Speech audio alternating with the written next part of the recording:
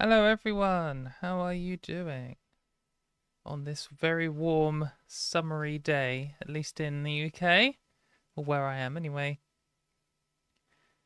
How's the sound? How's Twitch? I never check in on Twitch. I feel a bit guilty. Shout out to everyone who prefers watching on Twitch. We are good on Twitch too. Hello Twitch. Unfortunately, I'm not super high energy again this week. I'm still feeling a bit like crushed from the horrific EHRC consultation. That might be the first thing I talk about, but we'll see. No, I'm going to start with some good news, but I'll just see how everyone's doing. Oh, someone I can't see because it's in blue and I can't see on the background. I survived FFS. Don't have to go back to work for another week. Then the swelling should be basically gone. Amazing. That's great news. Oh, actually, you DM'd me, didn't you? I knew about that. But anyway, that's great news for everyone else to hear. As far as, I mean, I've only ever had 2 surgeries. As far as trans surgeries go, in my experience, FFS or facial feminization surgery is like, it's kind of like having a bad cold for 2 weeks. Like you just feel blocked up and you can't breathe properly and you can't eat properly and it's just like you want to sleep a lot and it's like quite bad discomfort for 2 weeks ish. And GRS is like 3 months of horror where you can't like even sit on a chair. So yeah, they're I think different orders of magnitude. I think recovering from FFS is quite easy and I'd happily do that again, but I'm glad that you only ever have to have GRS once, because yeah, it was definitely worth it. I'd definitely recommend it if that's what you're interested in. But fucking hell, it is an ordeal. Thank you very much. It's actually a long summer dress. Oh, sorry, someone said I like your top. I might be able to show you.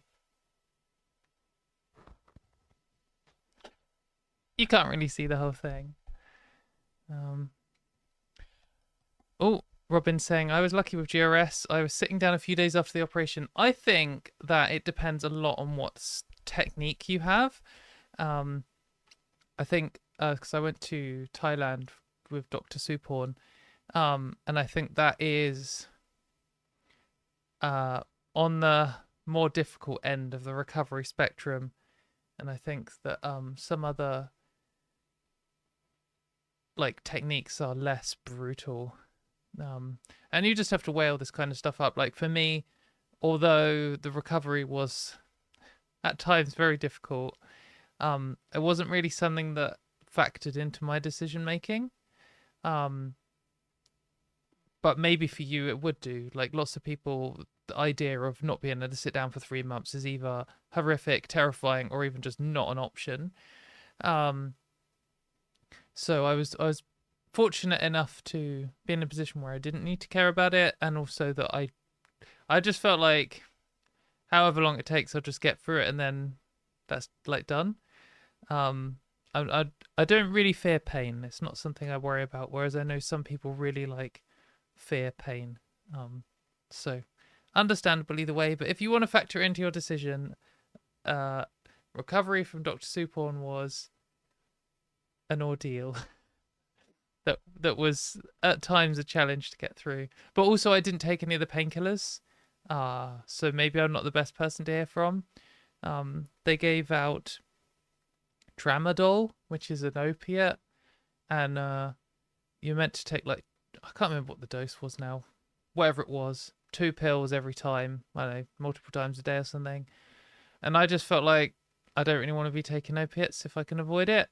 I took one when I was having a real struggle with some pain, and it was horrific. I felt like I was just like trapped in my bed, like I can't move. It didn't make me feel good at all. I don't think that there was pain, but also I felt like trapped. And I was like, fuck that, I'm never taking one of them again. So I kind of grinded through on hard mode without any painkillers. I mean, I did in the hospital, but then for the rest of the 3 months I had paracetamol at most. So I don't have ibuprofen either. So yeah, maybe talk to, like, this is why you should, whenever you're looking up any trans stuff, surgeries, hormones, laser hair removal, anything, whether you're trans woman, non-binary, trans man, whatever, don't ever just talk to one person. Even if it's like your best friend and they've done the exact same thing as you and you want to go to the same, don't just talk to them, because you want to get a range of experiences, and you want to get, like, you want to hear from the worst case and you want to hear from the best case. You want to hear from people who really suffered, people who found it easy, just so you can get like a range of ideas of how much it's going to be. Because if you listen to me, you're like, oh my god, GRS is going to be horrific. Katie said it's really bad. She couldn't sit down for 3 months, really bad. And then you'll do it, and then you'll be like, well, I was back at work after 3 weeks. I mean, one of my friends, she was back at work after 3 weeks. I was like, what the fuck? I literally could not sit in the chair for 3 months. So, yeah, you know, you get a different range, and that's why it's important.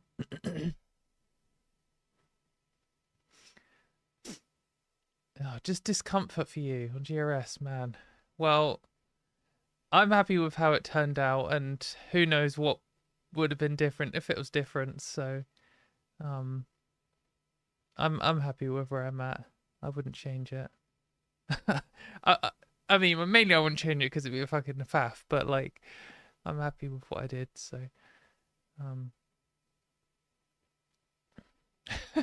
Lindsay saying worst pain was lying on my back for 3 days and getting trapped wind.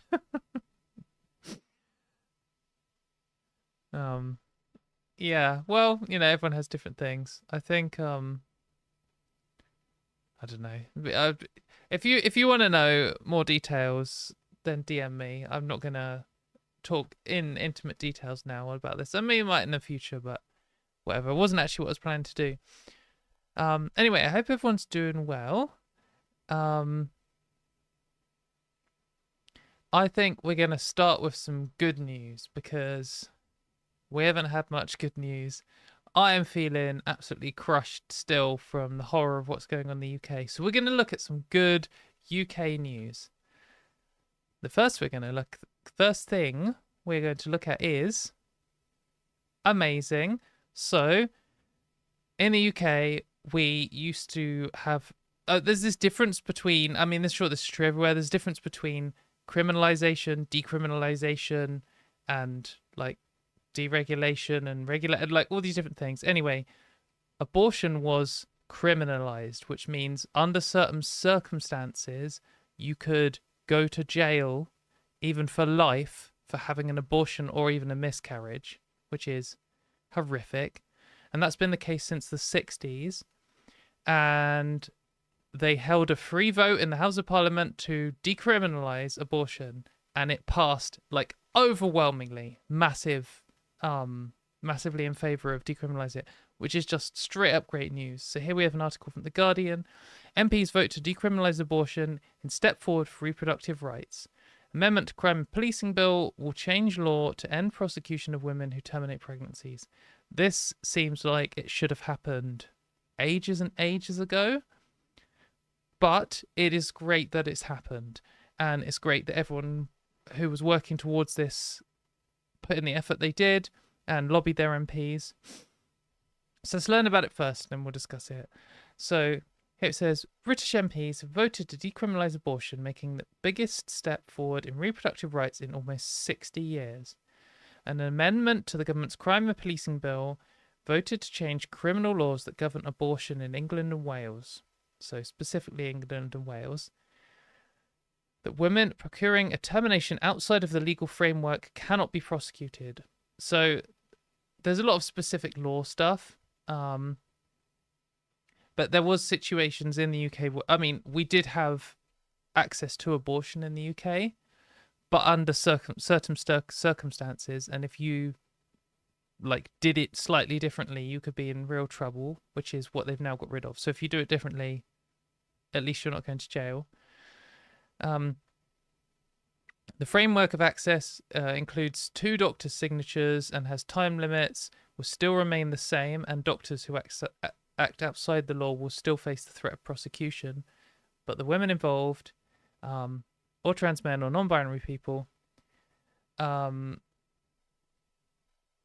example, doing it after the time limit or buying pills online, will no longer face arrest or prison. The offence of inducing a miscarriage carries a maximum sentence of life, which is absolutely crazy. And yeah, I mean, they've got some examples here. 2022, there was a prosecution that had been brought against a 25-year-old mother who had been reported to the police when the clinician found pills in her body believed to be abortion medication, even though her baby survived. And in 2023, so really recently, it's not like random laws that haven't been, used in years that we're just removing from the thing. A lady here was sentenced to 28 months in prison for terminating a pregnancy between 32 and 34 weeks. She got pills supplied in good faith after remote consultation. So, yeah, her sentence was reduced, and suspended, but still, like, getting 28 months for having an abortion is just disgraceful. So this is great that this has passed. It was a very decisive vote. So here we have 379 votes yes to decriminalize and 137 votes no to decriminalize. So that's 2-to-1, 3-to-1 kind of ratio, which is pretty incredible. So I'm pleased that some good things can still happen in the UK. Yeah, let's carry on talking about this part before I talk about me, because it's not really relevant to me. I'm never going to have an abortion. But I feel very strongly about this.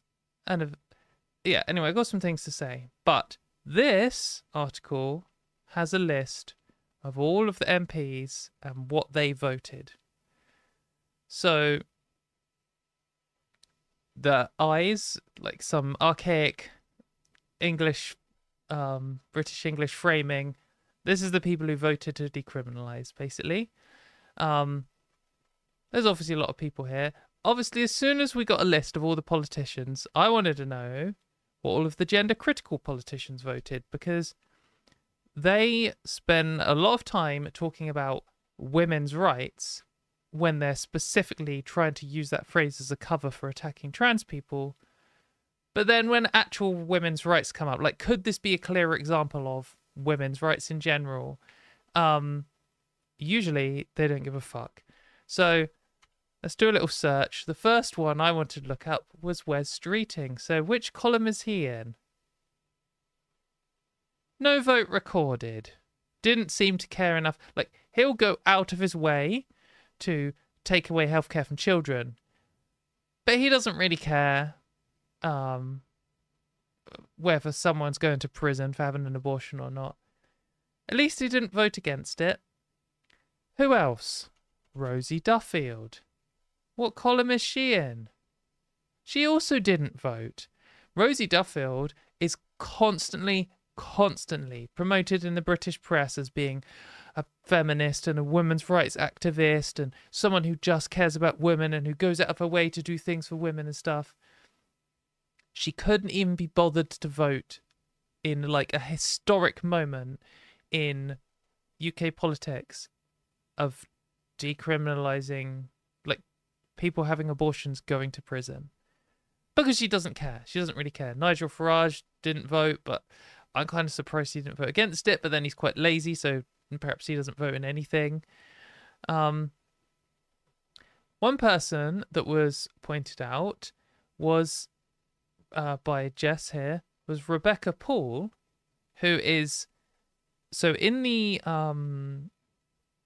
structure of all what's going on in the UK at the moment, we have a Women's Inequalities Committee, which one of the most recent things they did was question the EHRC about its attempts to ban trans people from public. And as Jess notes here, Rebecca Paul, who is one of the anti-trans voices on the Women's Committee, spent a lot of time opposing trans rights in the name of women's rights. However, let's just have a look and see where Rebecca Paul voted.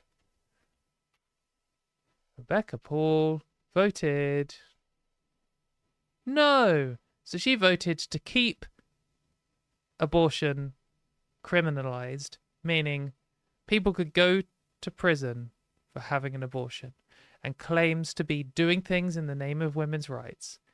Complete nonsense. Of course, she's not the only gender critical voice who's suddenly opposing these things. We've got Dr. Stock, very famously, not a politician, of course, but one of the more high profile gender critical voices who's constantly pushed forwards as a feminist and a defender of women. So here she is agreeing with Miriam Cates, who is like a far right politician, saying next week MPs will vote on extreme proposals that will allow abortion up to birth in Britain. Like, this is how they try and frame it, whereas actually they're just making it so you don't go to prison for having an abortion outside of the current regulations. And then, of course, Dr. Stock is agreeing with that. I think a lot of women are uncomfortable with this extreme proposal, but don't want to say so for fear of drawing the ire of a small number of feminists. They're trying the exact same strategies. A small number, like, of people who are wild, crazy extremists who just disagree with common sense, are quite fanatical about the abortion issue. I have no doubt that my posting this will do the same, but I don't care. Just for the record, I think this is very wrong. Of course you do. You're a gender critical person. You're just a conservative. That is it. You're a conservative who happens to be a woman, and therefore the British press is like, defender of women's rights, female feminist, or a hero.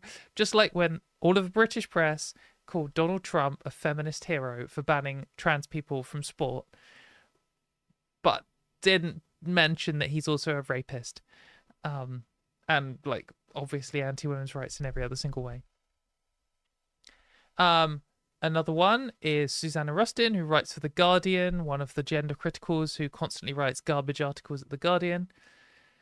She says, I thought I supported abortion decriminalization as proposed by amendments, but hadn't considered women being exposed to new risk of coerced late abortions at home. Like, they're just trying the same thing again.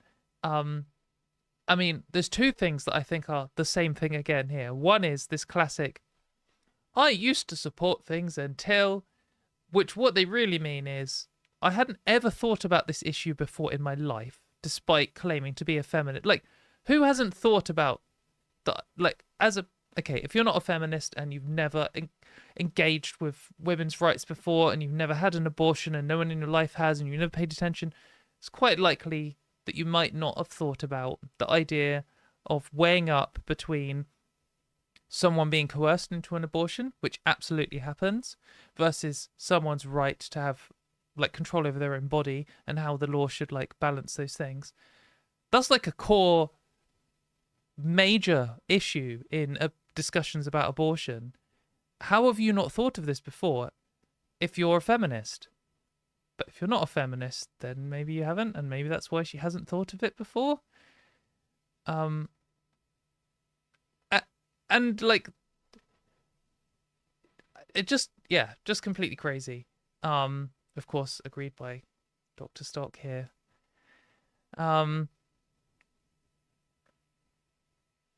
Yeah, I'm unsurprised to see gender critical. Oh, sorry, the other reason that this is just like the same thing is it's trying to keep, like, indefensible garbage laws in place, restrictions on people's bodily autonomy and control over their own lives and their own bodies because of this.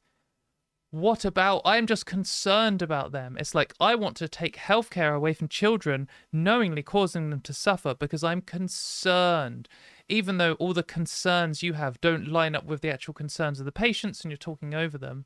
And it's exactly the same case here. Like, yeah, there are some people who are coerced into an abortion. Do you think sending them to prison is going to help with that in some way? No. But I don't like, I imagining that tweet of like, you never have to hand it to Hitler or whatever. Not all gender criticals are anti-abortion. There are some gender criticals who have some kind of radical feminist background to some degree, where they've just completely lost their minds on trans rights. I mean, that's where the term TERF comes from. Tonia Antoniazzi, sorry if I got your name wrong, but I'm not really that sorry. She doesn't, yeah, so she proposed this amendment, but she is, of course, gender critical to some degree. So I think there's probably a correlation. I mean, there's definitely a correlation between opposing abortion and opposing trans rights.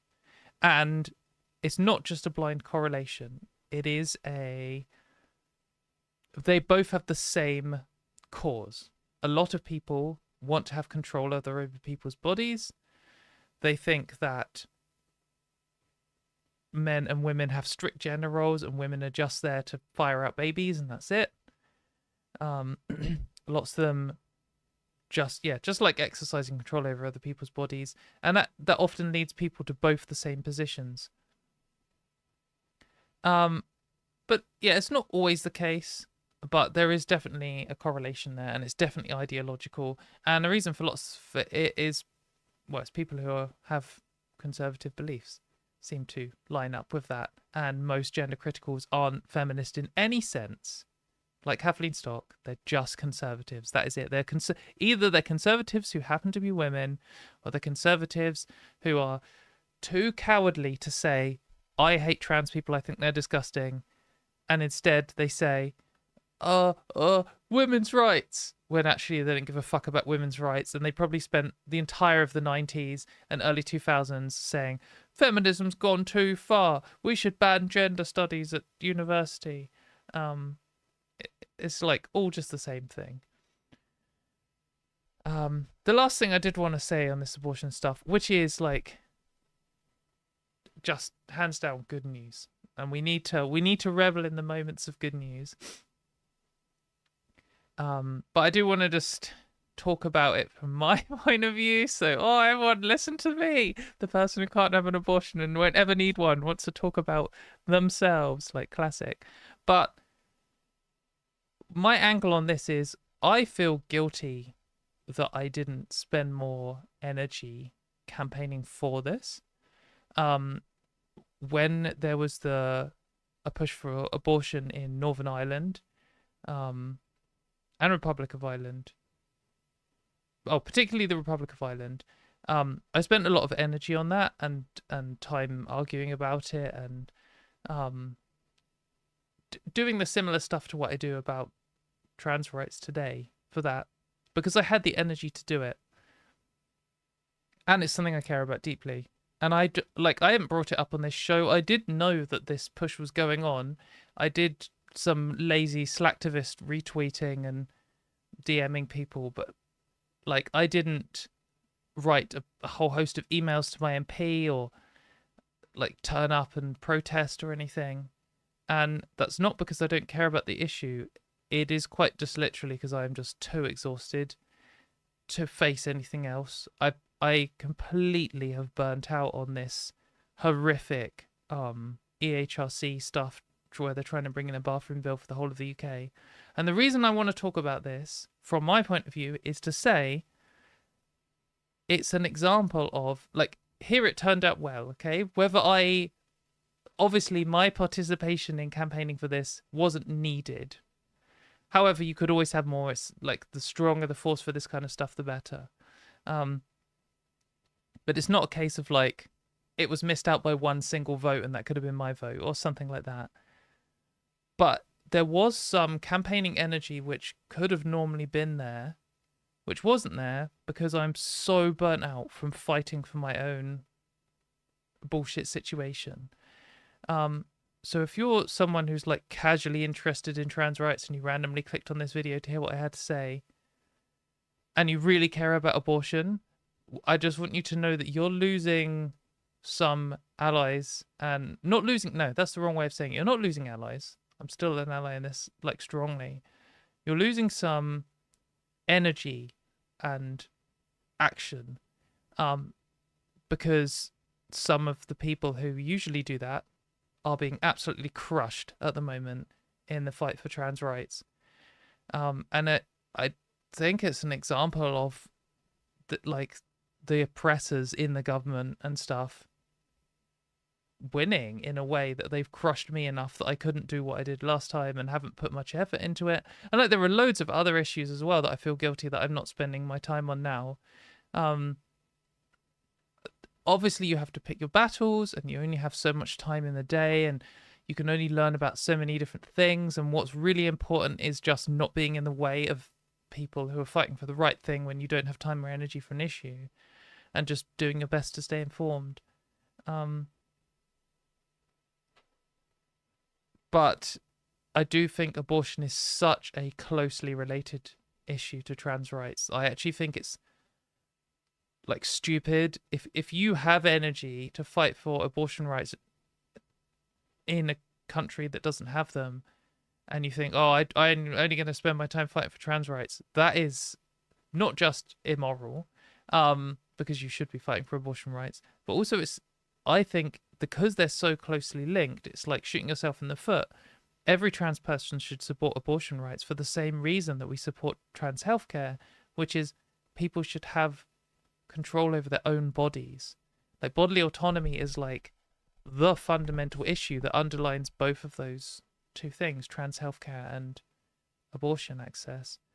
And that's why it's important that we spend our energy fighting for it, not just because it's morally correct, which it absolutely is, but also because they're so tied together that it's like almost the same fight in some degree. And as we've seen, because lots of the gender criticals are fighting against decriminalizing abortion. So yeah, I don't know how well I've explained that. It probably sounds really like self-centered. I just feel garbage that I didn't put enough effort in, and I'm so relieved that it's passed. And it's just completely bullshit that I'm having to waste all my time worrying about filling in some bullshit consultation saying whether I should be banned from the toilet, written by a load of people who keep saying women's rights, who all just fucking voted against women's rights in this instance. It's just such a stupid situation. Anyway, overall, who cares what I think or feel? Doesn't matter. What does matter is abortion got decriminalized in the UK, and that is great. Gender criticals aren't critical of gender. They're critical of my gender and yours. True. Bodily autonomy should be number one under every human rights law. It should definitely be a human right, for sure. Anti-trans groups have been using anti-abortion lawyers, so the connection is very strong. Yes, for example, the lawyer that Keira Bell used in the Keira Bell case, which initially banned trans healthcare for kids in the UK, then got repealed, and then Wes Streeting decided he was going to hurt children anyway. The lawyer behind that, Paul Conraith, is an anti-abortion lawyer. That's like his whole thing. He just does cases trying to get abortion banned. And then he just, of course, very easily picked up trying to get healthcare for trans people banned, and was briefly successful and then indirectly successful. And the gender criticals didn't care about that. They didn't care they were funding an anti-abortion law. There must be other lawyers to find who you could use to attack trans healthcare, but it makes sense to pick the anti-abortion ones because you already have the connection. You want to fund those networks. They're all using the exact same arguments as you are, saying that people shouldn't have autonomy over their own bodies. Yeah, it's definitely, it's more than just a correlation. There's shared causation between being opposed to abortion and being opposed to trans rights. Anyway, I'm glad we got some good news. I think we should cover another piece of good news, actually. Yeah, let's give me some energy to get through the rest of the crap. So I don't know if this is really a whole segment. This is just like a news thing. But I just think it's it's responsible to share this with people. So in the US, they banned trans people from getting the correct passport. And we talked about this a few weeks ago. Like, even Hunter Schafer got the wrong passport back when she applied to get a new one. In the US, when their laws change, it like it's total chaos all the time. I never can quite follow what's going on. You have all these different judges at different levels, different politicians at different levels. Anyway, the ACLU, who I do trust, say, breaking, a federal judge just ruled all transgender and intersex people can obtain passports that align with their gender identity, whilst the case against President Trump's order proceeds. While this is good news, we will continue fighting until it's blocked permanently. So, at least from yesterday, you can now get a new passport. So I think it's important to tell people about this. If you know a trans or intersex person, tell them, because this is like not going to hit the mainstream news, whereas the other stuff did. And this window has like opened up, and this window might close. The ACLUs might lose their case. Trump might declare martial law and just say judges don't count anymore. Like, anything could happen. But if you were given the wrong passport, or you need to renew your passport soon, now is the time to do it. Pull out all the stops, pay for the highest, fastest shipping. Get on this literally today, as soon as you hear about this news. Something that I saw people saying was you should get hold of the court order and include it in your application, because the passport workers themselves might not even know about this. So they need to know that this is the current law.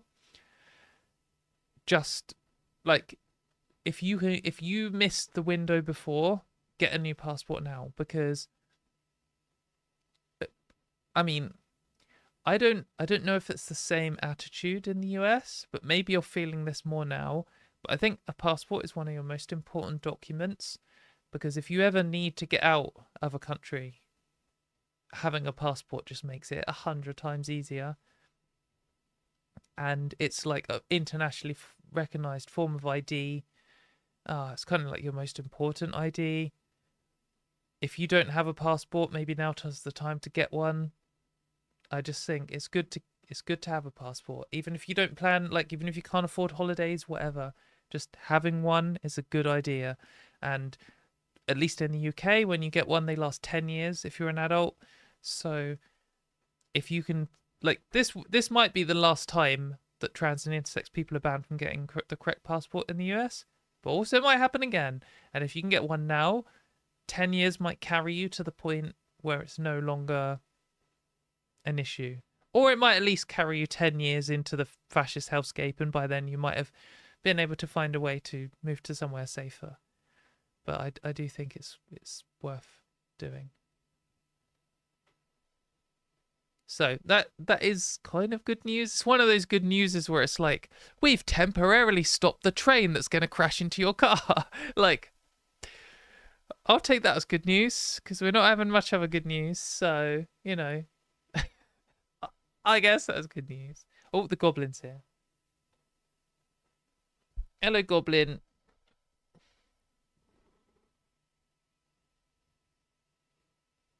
Look at this little goblin. Can you hear the purring?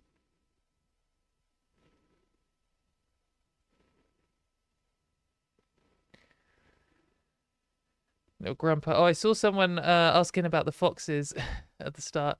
I don't know if the foxes are still in the garden or not, but Poppy has been going outside a bit more, so presumably they've gone.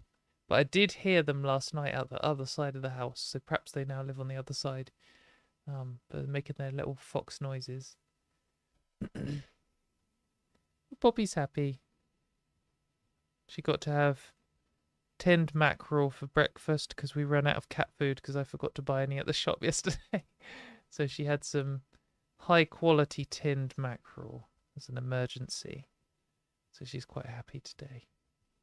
Look at that little face. Little goblin face. Right, let's keep going. How's everyone doing in chat? We've had some good news, kind of. and some actual good news. Let's cover some stuff. What do I want to talk about? What are you most interested in? More news or drama or a rant or bad news? Because that's what we got. They're the options. We did get a positive study. Again, we've temporarily stopped the meteor from destroying the Earth kind of good news. But let's do that. We're on a good news run. Might as well get some spirits high before we crush them with the bad news. Don't rub on the microphone, Poppy. People are trying to listen to me talk.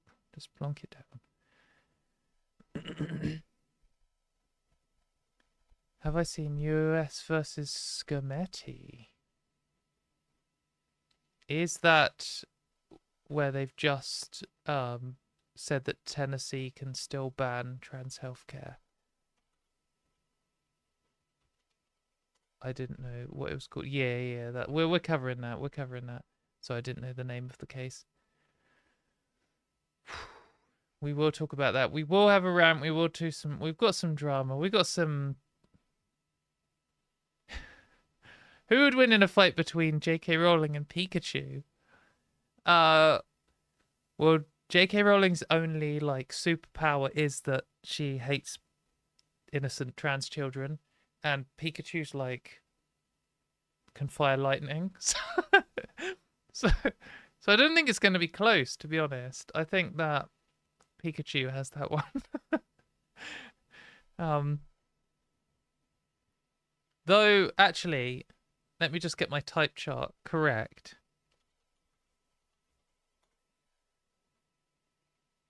Isn't lightning half weak? So it does half the damage against grass, right? And most of the mushroom Pokemon are grass, so J.K. Rowling's probably like dark and grass. It does normal damage against dark. So Pikachu's doing half damage against J.K. Rowling, but J.K. Rowling's just got like spite and mean look and smog. I don't know, and like some fungus move. What's a fungus move? Yeah, she could throw cigars at people. She could also like hire an assassin or something. So maybe it's more balanced than we thought, but I have faith in Pikachu. Also, you know, Ash is like, if Pikachu gets in a hard time, then he just struggles through and survives on 1 health or whatever. I think I'm going to sneeze. No, we've dodged the sneeze. Okay. Right, we're going to do some good news, then we'll move on to the horrible stuff. We are going to cover that stuff in the US. Ash does survive a lot of Pikachu shocks, yes, but Ash is a cartoon character, and unfortunately, even though she is cartoonishly evil, J.K. Rowling is a human. So, well, okay, she is real. No, she is a human. Some humans are horrible.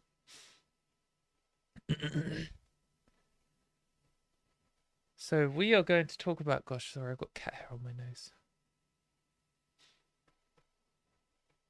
We're going to talk about this. So there's been a new study which finds puberty blockers do not cause problems with sexual functioning in trans adults. Study finds. So what they mean here is trans people who take puberty blockers as kids and then medically transition don't have problems with sexual function. And if you're not some hyper online weirdo, or you're not gender critical, or you're not a transphobe, you might be like, why would anyone think they did? And that's the correct response, because there's never actually been evidence to suggest that they do. No one has any reason to think that puberty blockers would stop sexual function. But it's something that the gender critical movement, the anti-trans movement, the transphobes made up. It's one of their little like things where they pretend to be concerned about trans people's healths and bodies and like futures and stuff, but actually they're just lying and they're just trying to make up excuses. So there's been this like argument used in justifying bans of trans people's healthcare, particularly puberty blockers, saying, oh, but if you give puberty blockers to trans kids, then when adults, they won't be able to have sex, they can't orgasm, they can't ever have a sex life and stuff. That was never based on anything. It was just something one of them said, and then they all started repeating to each other. But it's just false. Here you go. We've actually had a study on it now. They've never had a study at all showing the other, their claim, by the way. So we've got a little summary of puberty here. We don't really need to know about that. Anyway, researchers from Amsterdam presented 70 trans adults with questionnaires. And you might be like, what? Only 70? This doesn't count as a real study. How can we possibly count with only 70 people? The alternate claim, the thing this is debunking, has zero evidence. It has 0 studies with 0 participants. So, this is much better than what you have. So why do you believe a claim with 0 evidence? And then you're suddenly pretending that this isn't enough evidence to believe the default position? The default position is that your nonsense claim with no evidence is false. There's no reason to think trans people would have worse sexual function or whatever however they describe it. Anyway, all participants started with puberty blockers, then received gender-affirming hormones, received trans healthcare, or received HRT. The participants completed the questionnaire about experiences, satisfaction, and possible sexual problems on an average of 14 years after the start of the treatment. So this is a real long-term study, or pretty long-term. Now this bit's kind of, at first, I know funny isn't the word. Humans are just a bit of a disaster. But it says the researcher explains, our results show that more than half of trans men and 40% of trans women are satisfied with their sex lives. That sounds quite low. Less than half of trans women and a bit more than half of trans men are happy with their sex lives. You're like, oh, this is it. Evidence that trans people shouldn't be allowed to transition because having good sex is more important than every other aspect of your life. Like, even if this nonsense claim from Gender Criticals was true, it wouldn't justify stopping transition. They constantly say trans people only transition for sex. And then when you go, well, that's not true. Why would anyone upend their entire life just for sex? They then say, you shouldn't be able to transition because you won't have good sex. Like, nothing they say makes any sense. Anyway, pretty low that it's less than half of trans women and more than half of trans men are happy with their sex lives. However, this corresponds to the sexual satisfaction of the cisgender population. There was also no difference between people who started puberty blockers early or later in puberty. So actually, those numbers are just true for men and women in general, which sounds about right to me. I wouldn't be surprised if half the people on Earth weren't happy with their sex lives. What is important here, it doesn't really matter if these numbers are a bit desperate. What matters is that they're the same as cis people, and therefore the nonsense anti-trans claim that puberty blockers ruin your sex life to the point where it justifies taking healthcare away from you and like ruining your life isn't justified. Complete nonsense. Most participants had no trouble with desire, arousal, or having an orgasm. Of the sexual problems that were mentioned, difficulty taking the initiative was the most common problem against trans men, while reaching orgasm was the most frequent amongst trans women. Sounds like cis men and women. However, most participants indicated these problems were only experienced as stressful to a limited extent. The frequency of sexual problems was consistent with previous studies among trans adults who did not start hormone therapy until adulthood. So when you transition doesn't really seem to make any difference, and whether you're trans or cis doesn't seem to make any difference. Like, conclusively debunked. This claim is completely nonsense. Why would transition make your sex life worse? These results provide important insights for healthcare providers and the guidance of trans youth and can reduce concerns about sexual function in later life. Yes, true, in the sense that we need a study to say the moon is real so that the scientific method has formally concluded that the moon is real, but we already all knew the moon was real.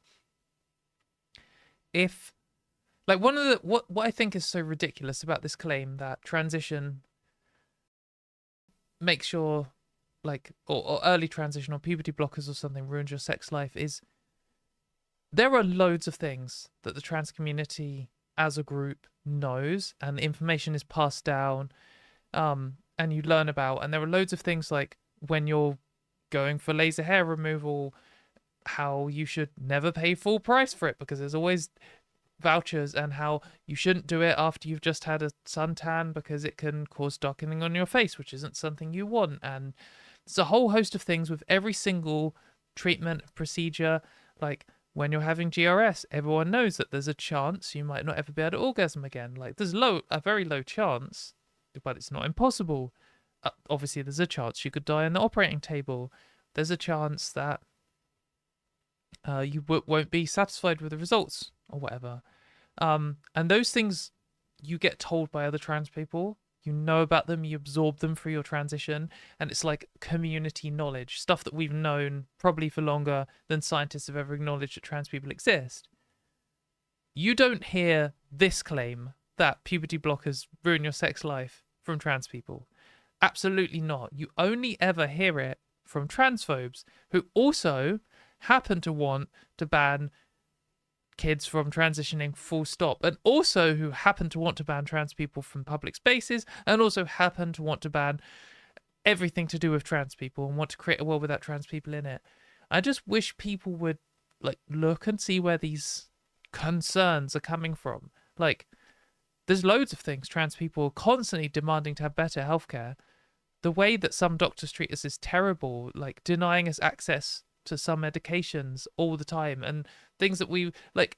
Another classic is in the UK they won't prescribe you progesterone, but progesterone can benefit your mental and physical health, and in other countries they prescribe it like by default because it's part of transition.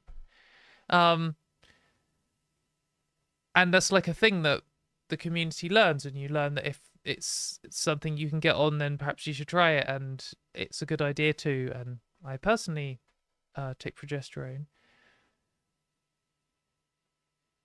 and that's what you hear from trans people. Like we're constantly saying healthcare should be better. Here's the risks of this. What about this? You got to consider this.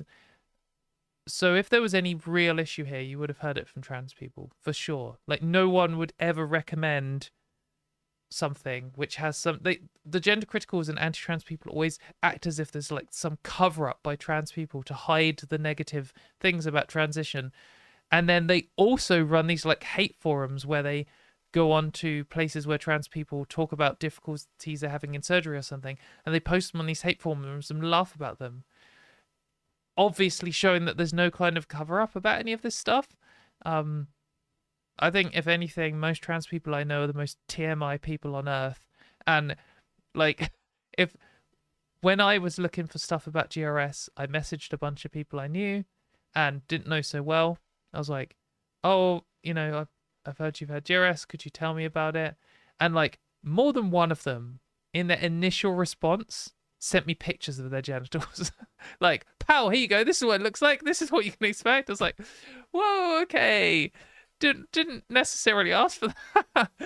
But yeah, trans people are going to tell you about every aspect of their transition if you ask them in good faith.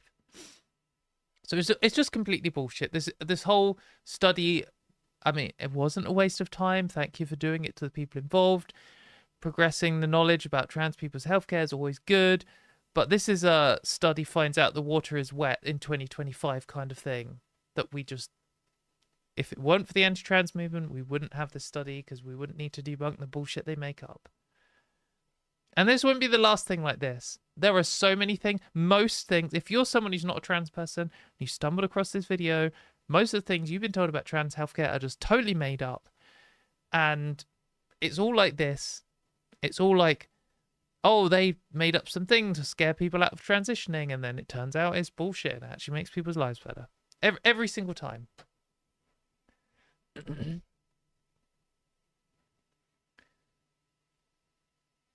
Why are they so concerned about our sex lives?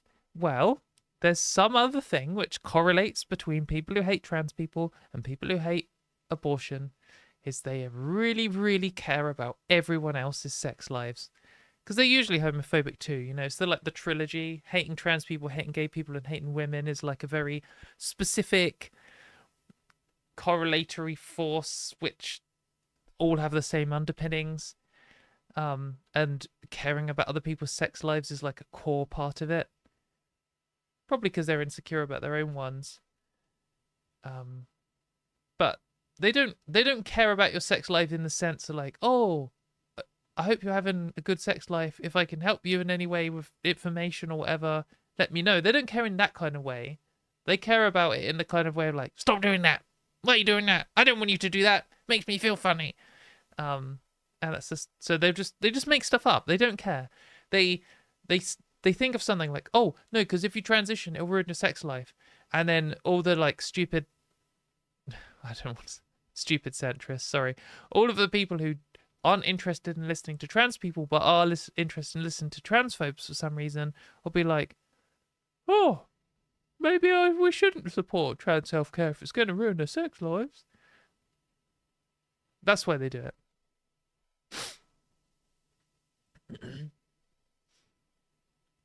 I know 3 trans people in my neighborhood. As far as I can tell, they try as hard as they can not to be noticed and leave no footprints. Well, unfortunately, you've noticed them then. But yeah, I can imagine that most people, I mean, I don't need my neighbors knowing anything about me. I don't really care. Like, they're nice, seem like nice people, and that's all I need, really. I'm sure they don't really want me prying into their lives either.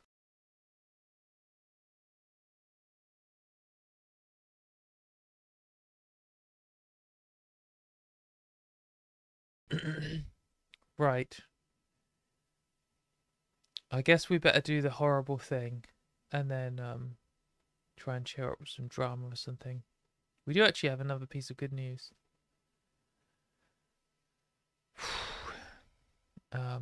Another problem about this Supreme Court decision is that it only came out a couple of hours ago and I just have not had the time to delve into it yet. So I feel like I can't talk authoritatively, but we will look at it. Sorry, that's disgusting. Right. Let's look at it anyway. So we've had some terrible news from the US. The incredibly corrupt right-wing Trump-appointed Supreme Court says that Tennessee's ban on trans healthcare for kids isn't unconstitutional. So basically they're allowed to go ahead with it. I was kind of expecting this ruling because the Supreme Court in the US is even more corrupt than the UK one. It just seems like a complete joke. I have no idea why anyone has any faith in the Supreme Court in that country at all. But yeah, this is pretty grim. So the Supreme Court upheld Tennessee's ban on gender-affirming healthcare for trans minors, a jolting setback to trans rights. The justice's 6-3 decision in a case from Tennessee effectively protects from legal challenges many efforts by Donald Trump's Republican administration and state governments to roll back protections for trans people. Another 26 states have laws similar to Tennessee. So this is just going to be the same classic red state, blue state split that you see over everything in the US.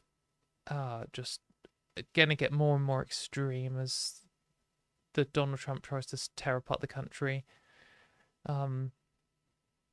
Super grim for anyone who lives in one of these 26 states and doesn't have the resources to get out of those states and move to another one or to another country.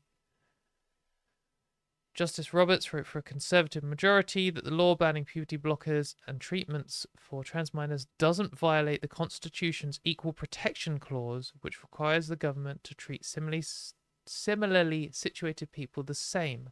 So this is, like, it's so brazen. I don't even know why they bother writing these opinions because it's so clearly corrupt and bullshit.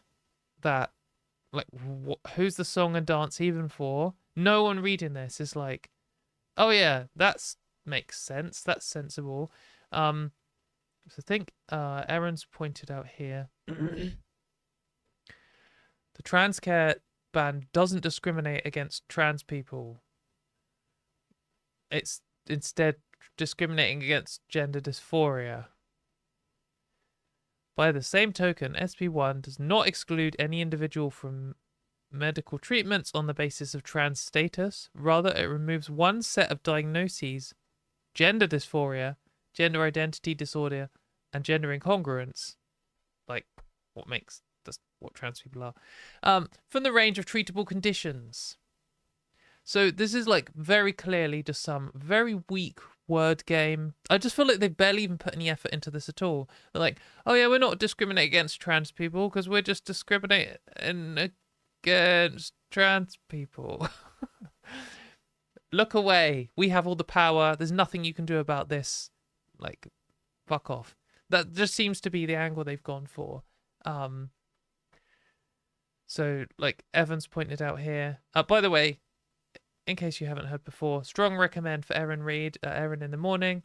Strong recommend for Evan Urquhart here, who does, God, mind blank, Assigned Media. Both of those are really good news outlets run by trans people that you should check out.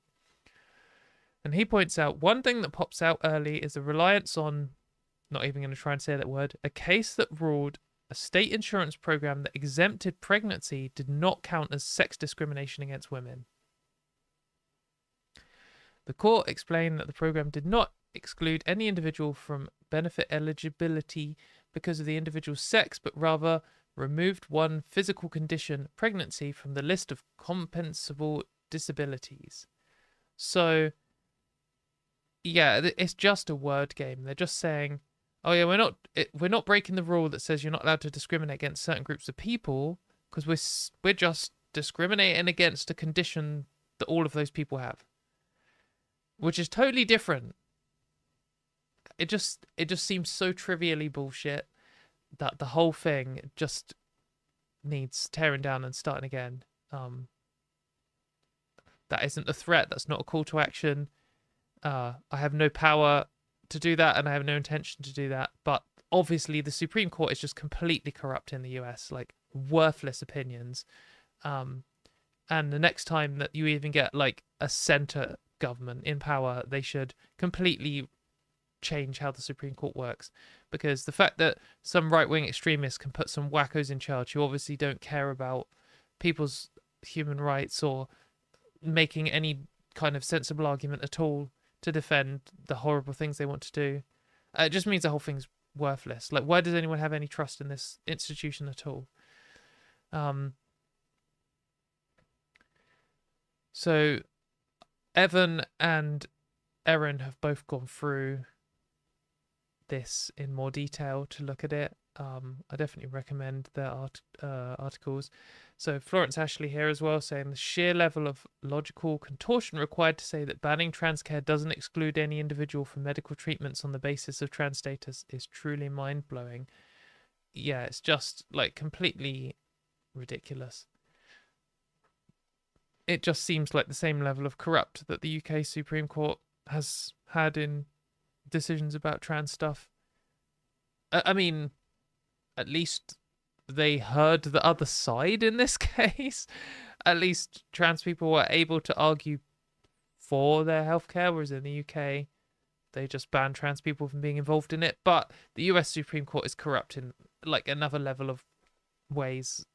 I'm not going to say which is worse. They're both absolutely terrible. But I just want to point out this as well.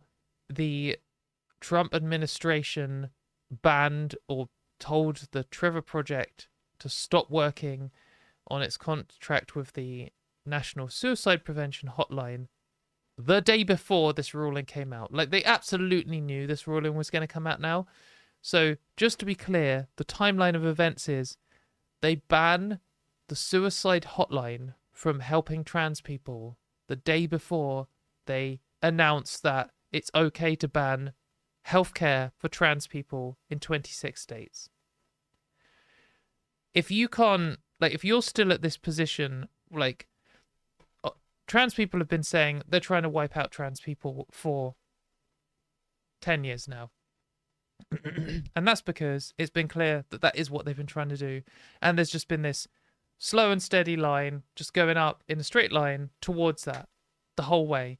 And it's been really obvious to anyone who's paying attention. But loads of people really don't like hearing stuff like that, and they instinctively gut react against it. They're like, you're being hyperbolic. That's crazy. Trans people are all crazy. At what point are you going to just concede that we were right? If they're taking healthcare away from children and the day before stopping the suicide hotline from talking about those issues, like, what are you talking about? They're clearly setting the ground to ban trans healthcare for adults. That's clearly what they want to do. They're removing trans people from working in the government, working in the military. They're forcing hospitals to stop helping trans people with healthcare. They're trying to take away trans people's legal documents. Like, at what point do you just acknowledge, yes, okay, there are some people out there who are trying to create a world without trans people in it? Just give up on this ridiculous notion that it's just people with concerns. The idea that there are still these people who aren't sure where to stand on this, or trans people sound a bit over the top when they say this kind of thing. Like, how do those people even exist anymore? Just open your fucking eyes, you absolute dickhead.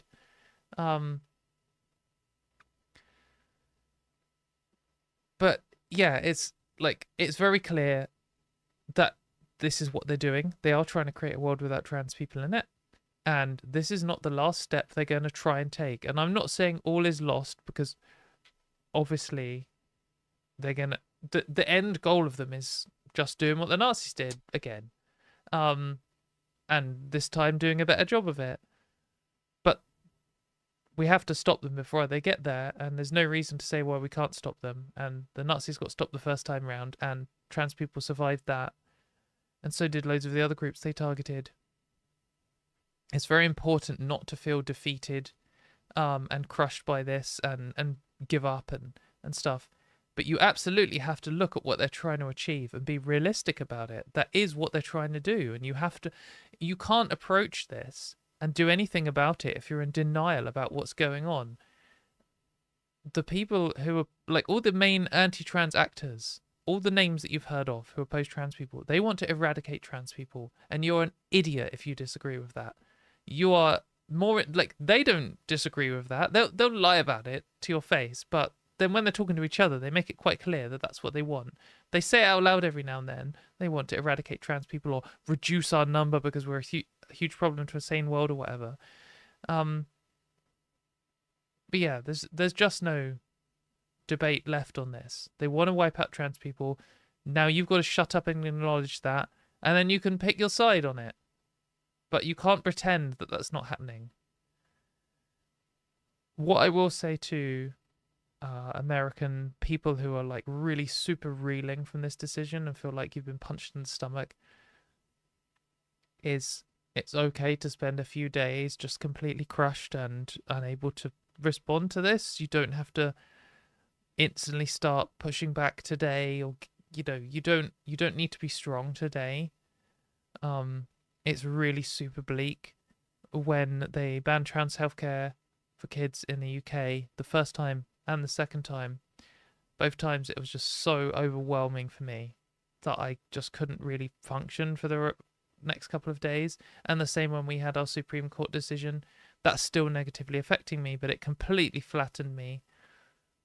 But then I was able to get up and start doing stuff again and start pushing back. And actually, particularly in the wake of our Supreme Court decision, more people than ever have stood up and started doing stuff. And more people than ever are angry about it. And we've had more protests, and the protests have got more notice and bigger and more people.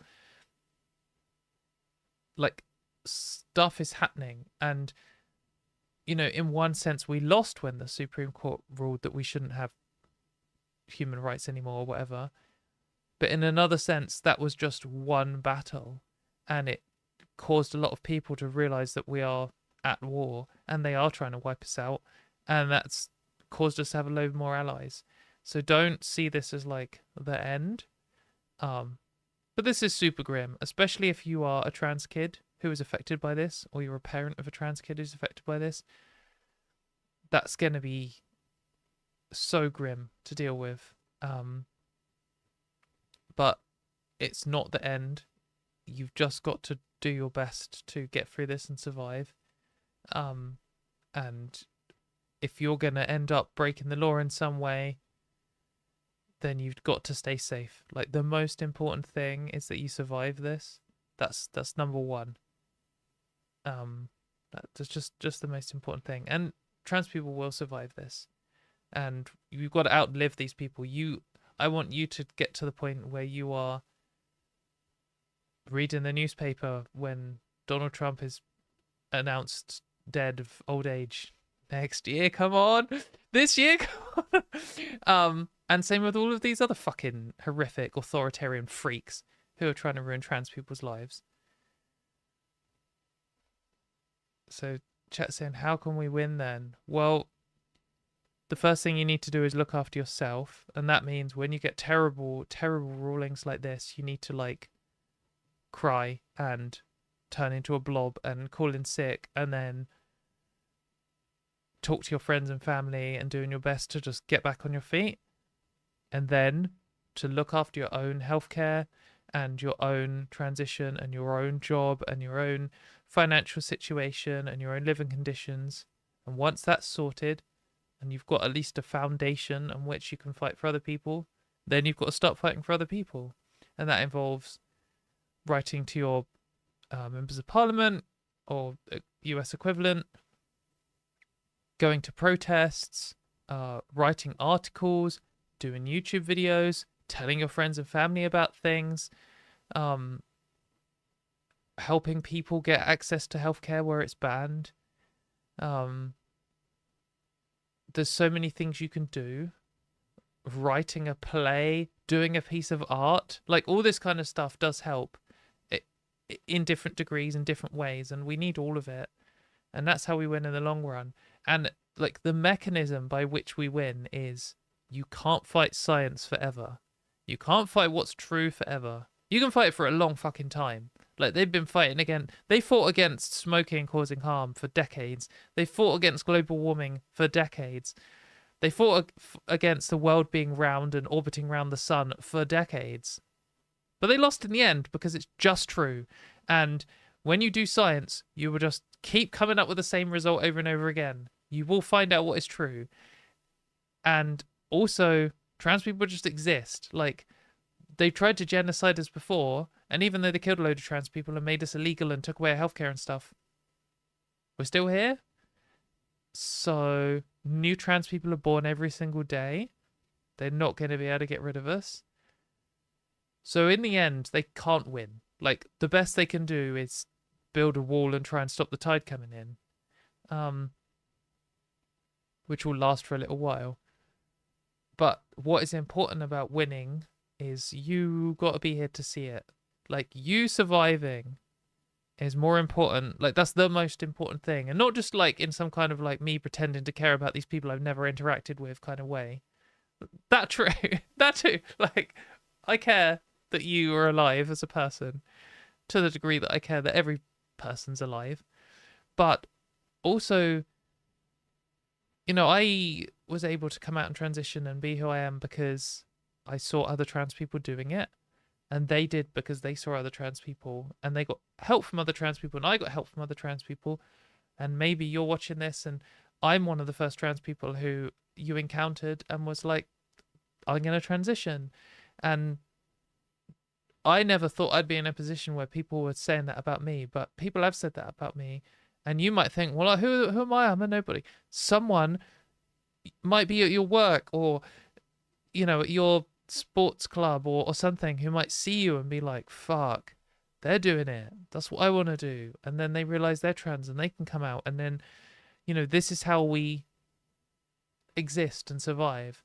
And you helping someone else come out, or even you just being the end of the chain in this particular incident, you might not inspire anyone, but the fact that you were able to come out and live your life is so, that's what that's the thanks you're giving to all these trans people who came before you. Like, they know them knowing that they were able to help other trans people come out and live their lives is like all the thanks that you could ever need. And it's like fighting to be able to do that is the whole point in it, and that's great.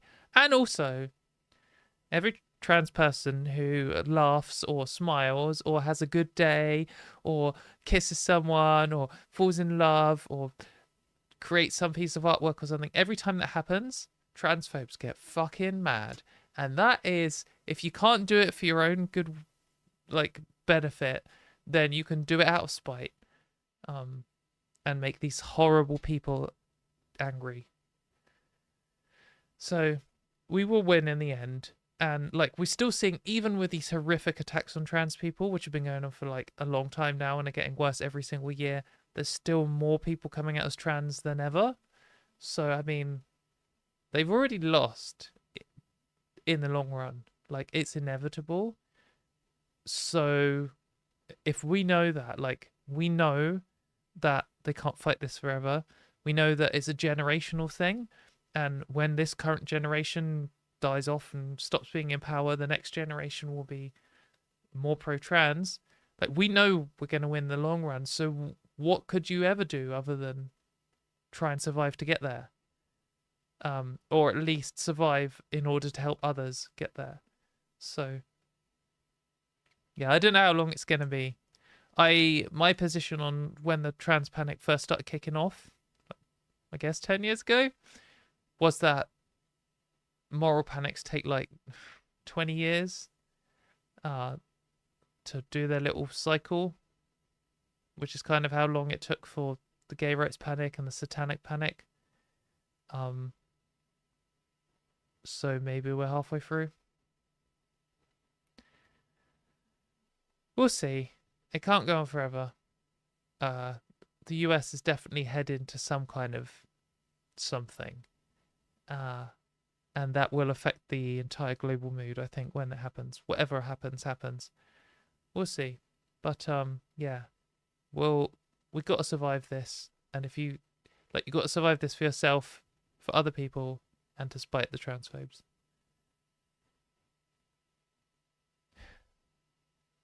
Thanks for saying my hand looks nice.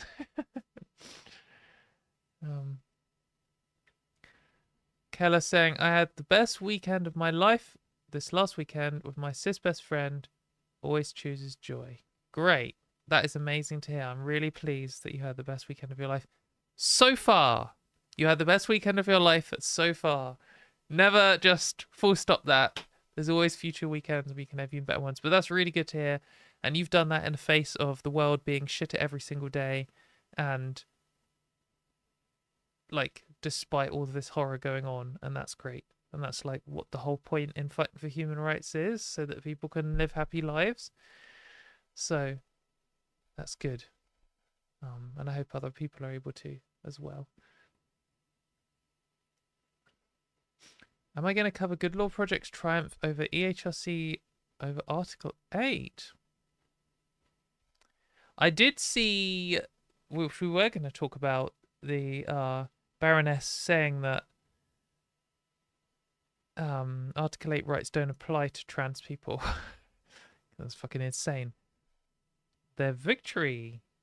Positive news. What's this then? Let's have a look.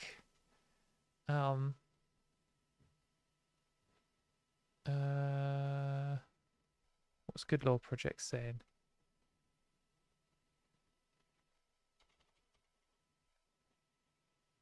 Sorry, I'm just finding this out live.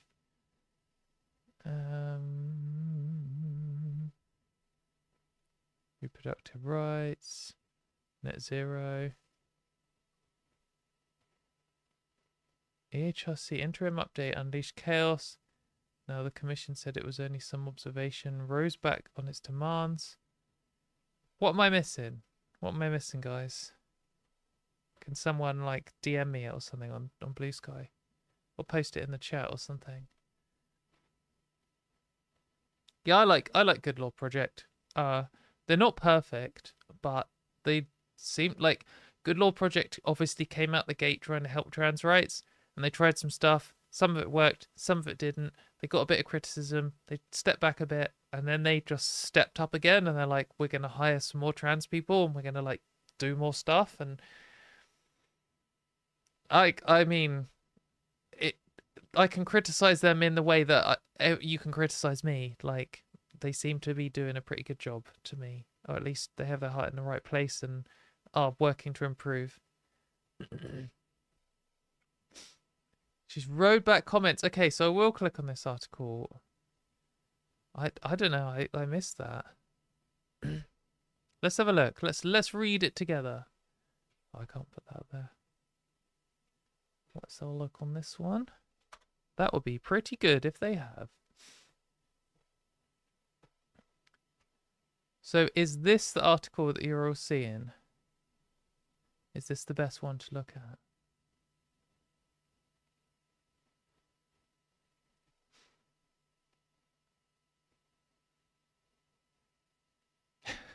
I'd only just gotten over being persecuted for being into D&D, and then I came out, fuck this shit, Gen X woes. True. Did you also like heavy metal and then were gay, and then, mate, you just gotta hope you're not whatever's next as well, like poly or something like that, because they'll pick a new thing. Oh, I did see about that trans woman person doing a attention gender critical brainwash cycle.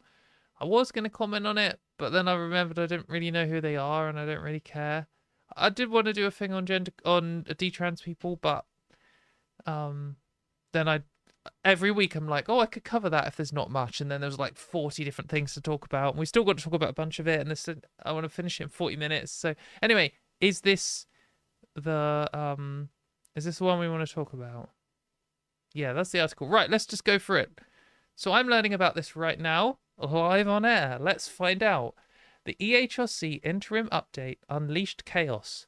True. After the Supreme Court's transphobic decision. True.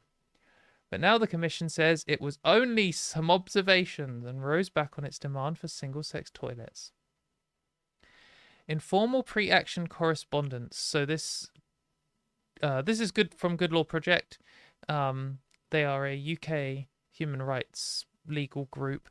And pre-action correspondence means they're threatening legal action against the EHRC, and there's some like little dance you do before, where you write these like polite, strongly worded letters at each other, and your lawyers like communicate.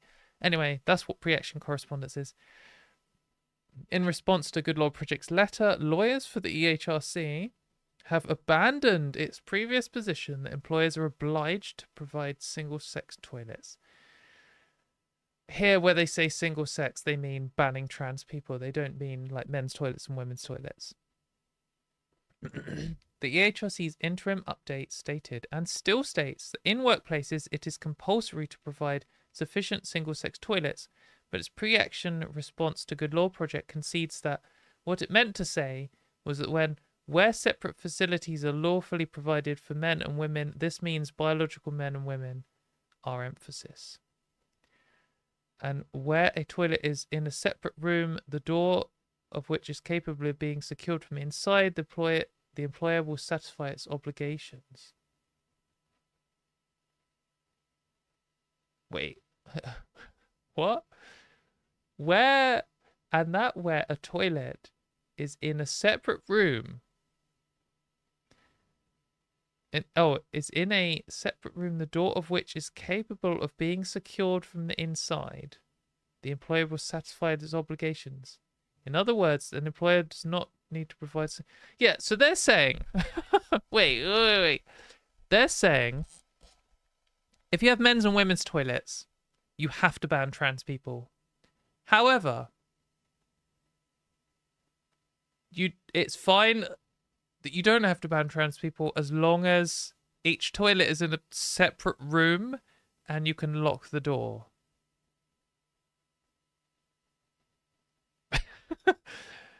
Okay, I mean, actually, to be fair, I think I've been in 3, 4 different venues in my life where they've had 2 toilets in one cubicle in the women's toilets, and I have actually been to one with a friend at the same time.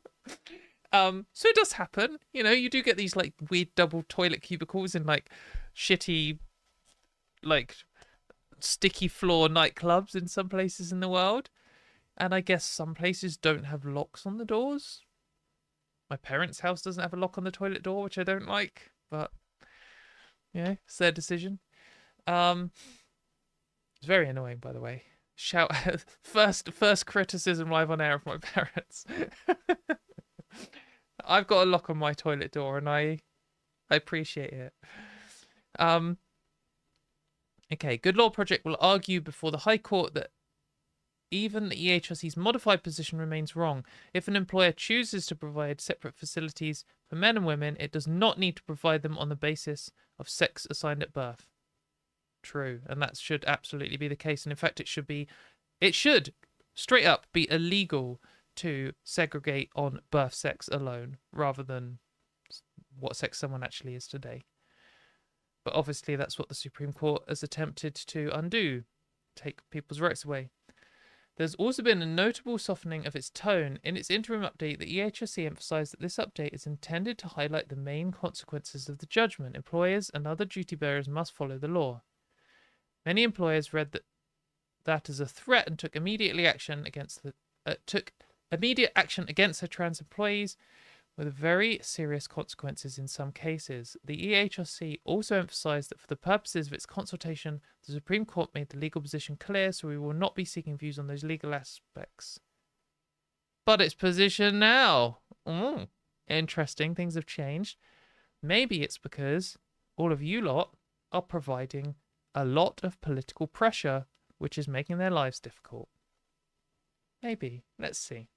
Well, also, Good Law Project suing them and a bunch of other people suing them, and them pissing off politicians, and them clearly being transphobic dickheads with absolutely no consistent positions at all and no genuine motivations beyond wanting to harm trans people. Anyway, their position now is that the interim update was merely some observations, brief and high level. Oh, just, you know, we just had an initial look, and we're just like, oh, ban trans people from existing. Yeah, we'll come. You know, we'll do with that for now. We'll just draw a line under that, and we'll just come back to it. Fuck off, cowards. Which were contained in the section of the website entitled Media Center as News, which is distinct from and separate to the guidance and advice section of the website, and is different from when it was initially published and remains subject to change. Man, they're just so fucking lame. Finally, the EHRC's lawyer also seemed to disagree with Kishore Falconer, chair of the EHRC, about Article 8. So this is actually something that I had to look at. So let's just take a little sidetrack here. So the Women's Inequalities Committee questioned Baroness Falconer this week. And the Women's Equalities Committee has some oversight over the EHRC. It's all British politics bullshit. But they asked her a bunch of questions, and some of it was kind of good. At least 2 of the people on the Women's Inequalities Committee are dedicated anti-trans activists. Rosie Duffield, who did not vote for the abortion amendment, and forgotten her name. Yeah, lost it. Anyway, the other person, someone Paul, who voted against abortion things, so was trying to make it so women could still be sent to jail for having an abortion. Anyway, in this questioning, Baroness Falconer came out with this insane line, which was very mask off, where she said she doesn't believe that trans people have Article 8 rights. And what that means is, sorry, we're going into legal specifics, and also confusingly, we're talking about the EHRC, which is the Equality and Human Rights Commission. And now we're talking about the European Convention on Human Rights, which is the ECHR. Anyway, We've got the UK hate group, the EHRC, and we've got the European Convention on Human Rights, which is the UK has to follow. And in that, it has a bunch of articles on what human rights everyone in the whole of Europe should have, including the UK. And Article 8 is the right to privacy and a private life. I hope you're still with me. Basically, everyone in the entire of Europe should have right to a private life. And that's why we have quite different rights around like what Google and stuff can do than in the US, because we have stricter privacy rules in the UK and Europe. But the Article 8 specifically is the reason basically why we have any trans rights at all, because they ruled that trans people have to be able to change their legal documents because you have the right to privacy about your medical history. And that's like a core thing. And it's like, you might say, all trans people should have rights anyway because it's just moral for trans people to have rights. True. But the way in which we have obtained them, the legal like things we did to get the rights, to get the Gender Recognition Act, for example, was to argue that we should have a right to a private life. And let's just watch this little clip here and see her in action. Christy's only going to say that specific first answer about asking people, is that not a breach of their privacy in the first place? And that kind of makes the point that I think has been behind everybody's questioning today, is that there is a basic right which is being undermined. That's a yes or a no question. Is it a breach of privacy? We don't think Article 8 rights apply. Neither did the Supreme Court, and neither has previous legal advice that we've taken on that area apply. Thank you very much, Baroness Fox. God, what Christy's only going to say that she doesn't think that demanding to know whether a so yeah, just to translate that, Baroness Falker does not think that demanding to know whether someone is trans or cis, demanding to know what their birth sex were, is a breach of Article 8 privacy rights, even though it is. Even though the whole reason that we're able to change our legal documents in the UK at all is because the UK already lost in court over that exact thing. So she's just flat out wrong there. She's just lying. Oh man. I don't know if I feel like I can say this because I'm British, but there's just a certain posh baroness British person accent that I just absolutely hate. And I'm sorry if you've got a posh accent, and maybe you're watching me and you're like, but Katie, you've got a posh accent. I assure you I do not have a posh accent. Hopefully you can hear that I sound different to her. Man, there's just this kind of like, it's like super plummy, I'm better than you kind of accent. My goodness. Anyway, that's just completely bigoted of me, because there are some people with posh accents who are nice and some people who don't who are horrible. But it just... Ugh. What a horrible person. Anyway, let's carry on with this Good Law Project article, which is very interesting. The EHRC's lawyer disagree with her about Article 8, the right to privacy. Before the Women and Equalities Committee, she had asserted, "We do not think Article 8 rights apply," but the letter concedes to the contrary. Good Law Project filed its judicial review then. Okay, so that is interesting that their lawyers disagree with her, because, I mean, they're right. This is, I don't know. This is positive. It's good to see Good Law Project scaring them into backing down. Part of the issue with lots of this gender critical stuff is that when they achieve something, or have the illusion of achieving something, also, when they achieve something, the entire media, left to right, goes, gender criticals win, trans people no longer have rights. And then when we win something, they don't really talk about it. So lots of people only hear the negative news and then they assume that's the case. So sometimes they just blindly go along assuming that trans people shouldn't have rights, even though it was just like interim guidance which instantly got pulled. And some gender critical people in positions of power will just claim that they have the power to take away trans people's rights. So then they kind of get away with it, and then it's on you to know your rights and fight back and potentially do legal action, which is a massive burden for trans people. But it is still good to see them backing down. I've got to say I felt very crushed since me and Ruth did our EHRC consultation video, which is still up on my channel. If you haven't filled in the consultation, go check it out. If you want a homework club style video to get through and just fill in this consultation, come hang out with me and Ruth and do it together. But that took a lot out of me physically and emotionally, and I've just felt like completely hopeless since then, because the consultation is so corrupt, it's so garbage, and people like Baroness Falconer and Akko Reindorf hate trans people so much and clearly do not want us to have any rights. And I just had this, like, I felt so crushed from that. And then they announced they were also going to replace her with a new gender critical person. I just felt like, fucking hell. You know, what chance do we have? This is interesting. This is positive. They are backing down a bit. I do think that, I don't know, I know that the current Labour government is transphobic enough to try and push for a bathroom bill. I still have some kind of like blind, perhaps even delusion that it would be too much even for them to try and do it and it wouldn't pass in Parliament. I don't know.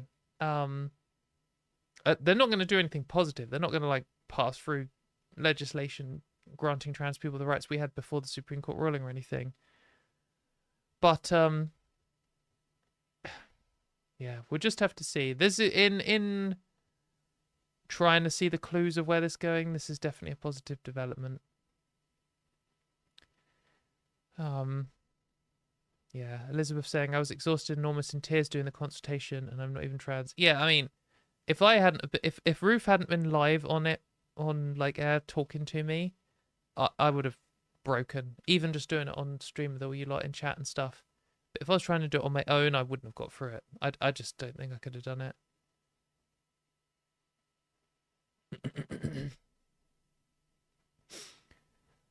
Also, I saw a Scottish person saying I sound posh. Fuck you.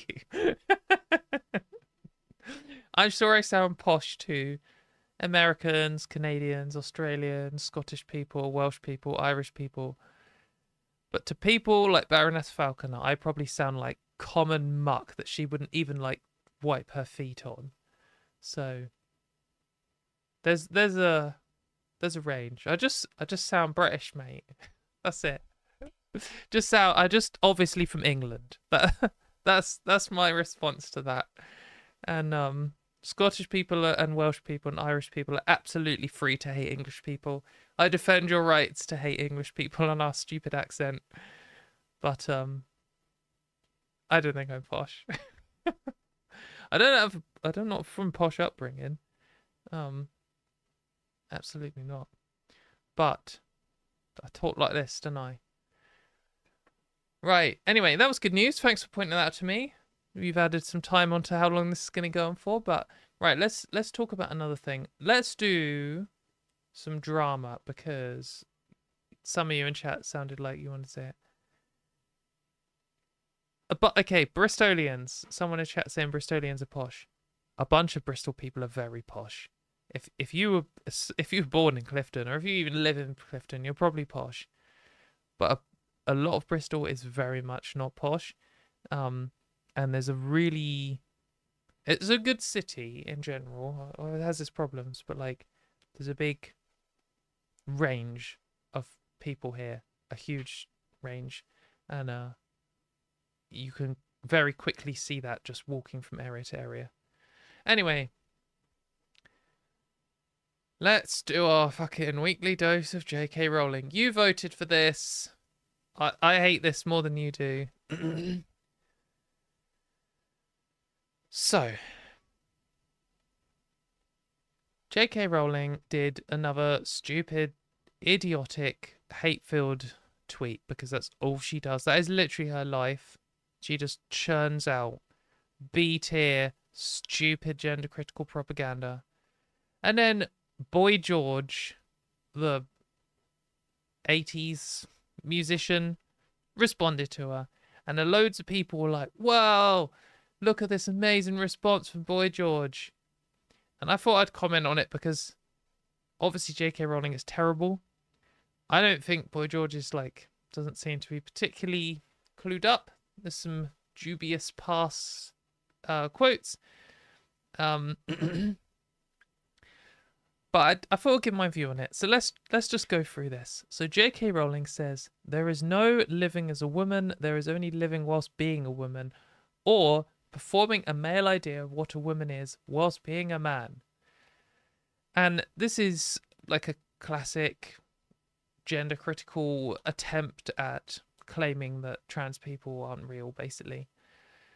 The claim here is that trans women like me perform what being a woman is, whereas women like J.K. Rowling don't. And it's one of those things where you would hope that it was obviously bullshit to everyone, but obviously we need to explain this because 73,000 thousands of people and thousands of bots liked this tweet. And it is a sentiment you sometimes see from gender criticals. The thing is, from my experience at least, I'm not performing anything. Like, when I live my life as a woman, there's nothing extra I need to do. I just walk around and live my life. Like, I just go to work, I go to the shops, I get up, I get dressed, I brush my teeth, I just do the things that people do. And people interact with me how they interact with women. And they don't interact with me how they interact with men. And that has a whole range of implications that can involve sexism, for example, but it can involve other things which aren't necessarily sexism, but just things, well, you could argue they were sexism, but just ways in which people treat men and women differently. They talk to each other differently. Women talk to other women differently than women talk to men, and men talk to women differently than they talk to other men. And that is even more obvious when you're a trans person and you've jumped from one side of the fence to the other. You see that, like, how glaring those differences are. If there's a group of guys and then there's one woman there, suddenly they all stop being as sexist. That is just something that happens, and I've seen it happen, and I know it happens. And now they do that when I'm there. So there's loads of things. There's also there's like safety things. There's also like sexuality things. Like, for example, straight men hit on me, gay men don't hit on me. It used to be the other way round. So that is something that women experience in general. That's like part of living as a woman, is that you might experience sexism targeted at women. You might also experience people hitting on you. You might also experience all kinds of things and how society treats you. But also then there's things that you might say are generally what lots of women do, which might come under the banner of living as a woman. For example, I went to a bra fitting a while ago. I mean, ages ago. I haven't had one in ages. But because I wear bras, because I have breasts like most women, but not all women. And unlike most men, but not all men. But, like, that is a thing. There's no performance required for any of this. Like, I just go through life just existing, doing things. Like, I will, in the future, need breast cancer screenings, which is something women in the UK get and men don't get by default. There's just loads of stuff like this. I mean, there's even if you want to get more specific into biology, there's things like I smell different to men and I smell like other women because hormones is like the thing that changes your smell. And you might be like, how is that like living like a woman or whatever? But if you walk in a room full of sweaty men and you're a woman, you know, you smell it straight away. And that's because of how hormones affect both your smell and how your sense of smell works. And that's one of the things that people notice in transition is they smell different and they smell other things differently. When you're the one doing the smellings, things smell differently. So, like, from social interactions to biology, I think living as a woman describes me better than living as a man ever could. And presumably, J.K. Rowling doesn't do any acting or anything else. She just lives her life the same like I do and just goes outside and people interact with her like they interact with women because they read her as a woman because she is a woman. And then sometimes you'll get from some people, like, for example, right now I am wearing a dress. However, like the last 3 or 4 streams I did, I wasn't. It's a nice sunny day today. I think dresses look nice. I think this dress looks nice on me, so I wore it. And you can say, that's performing gender. I have long hair. I'm currently wearing makeup. J.K. Rowling's profile picture, all of those things are true for her too. So in what ways am I performing something that she isn't? She's like, you could say, oh, she's pressured in order to have long hair and to wear makeup and look a certain way. And you don't think that applies to me? It applies to me even stronger, actually, because the amount of scrutiny on trans women is even stronger than it is on cis women. And that's the same with any minority group of women, because they're looking for an excuse to attack you and tear you down. And the way in which they always go for women first is their looks. And that's also true for when transphobes attack trans people. They attack trans women's looks first. And they say all the same misogynistic bullshit. But then they say you're a man at the end. As if to, like, hide the fact they've obviously been just misogynistic to you. So this is just, like, nonsense. There is only living whilst being a woman. Yeah, that's what I'm doing. I'm just living and I'm being a woman and people are interacting with me as a woman. And that's why I describe it as living as a woman, because people didn't used to interact with me like a woman. I didn't used to have to worry about medical conditions that affect women and don't affect men as much. Like, that's what it is, right? I'm just navigating through the world in a similar way to what J.K. Rowling does, apart from I'm not a hate-filled billionaire living in a mouldy castle. Like, that's the big difference here. Actually, I would say that most women don't live in a hate-filled rage talking about people she's never interacted with from a mouldy castle. That isn't a very, like, it's not a very female thing of you to do, J.K. Rowling. That's what I'm saying. It is quite male behaviour, to be honest. Most transphobes are men. Most billionaires are men. Most people who live in shitholes are men. I think that's quite male behaviour. My house is at least cleaner than that. It's not mouldy. I'm not a billionaire. Don't live in a castle. Not sexist. Not transphobe. Not a dickhead. Well, okay, take that one back. Different type of dickhead to J.K. Rowling. I just think I'm living a more authentic woman TM life than J.K. Rowling is. Anyway, stupid comment, generic gender critical thing. It's not new. It's not like, you know, she just copied this from some B-tier gender critical account from 2017 or something. Anyway, finally we're getting onto the drama. Boy George responds. This is your obsession, and it's pretty relentless and for no reason. True. You don't get to decide who or what anyone is except when you write. In the real world, people can and always will be what they want to be. You can't stop it, but you can continue to make young kids' lives more difficult. You are cruel, JK. He doesn't mean you're cruel. JK! I mean, you know. You have started to look cruel in pictures. True. Like, definitely reading that. All this obsession is wearing on your expression. The pictures of you mocking trans people... Mocking trans? People like Winston Churchill after the Supreme Court ruling. Why has he put trans in quotes? Anyway, your endless comments about how rich you are, it's depressing and tacky and proves you are desperate to mean something, but sadly you are just being mean. Oh, that's a bit poetic there. As my hilarious friend David Hoyle has always says, ladies and gentlemen, those of you still deciding, there are 2 types of people, nice people and cunts. I do not expect any positive response from you and will continue to be supported by women who see you as some kind of gender hero. Women cringe. women are not better than men and men are not better than women. Okay, did both sides. As a man, a biological one, rah rah, I have no issue with a girl becoming a boy or the other way round.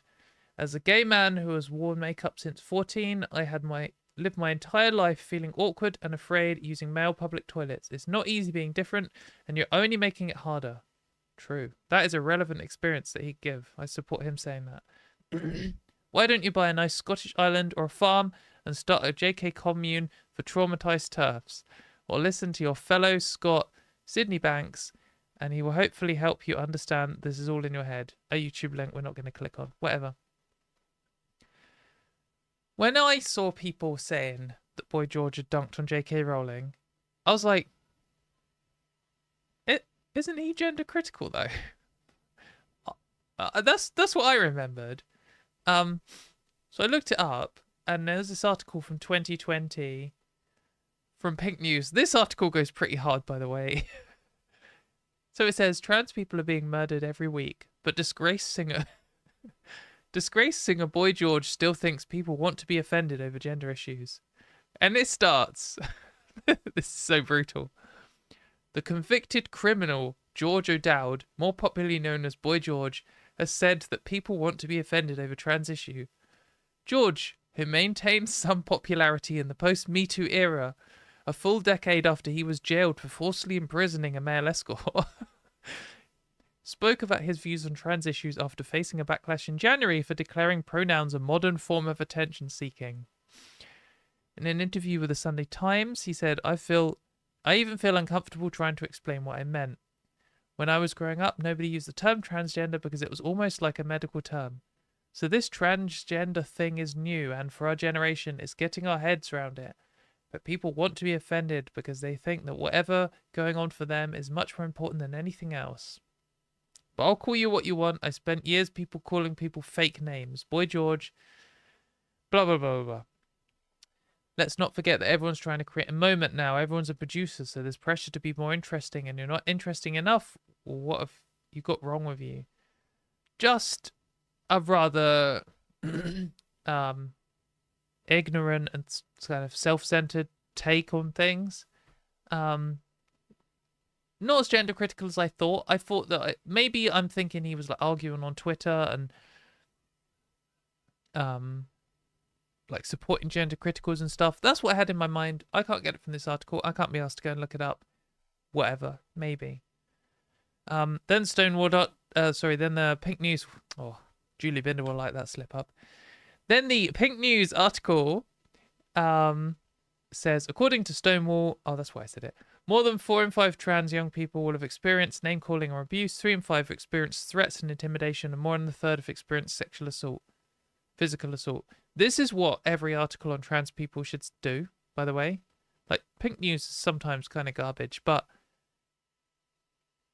like this article does point out his previous criminal history. Okay, pretty brutal. But warranted. I mean, it's journalism, isn't it? But also, then, after doing an article about how, you know, he's saying, oh, everyone's just attention-seeking, everyone wants to be different, then they just dump a bunch of stats. That, like, every article on trans people should end like that. This is a good article.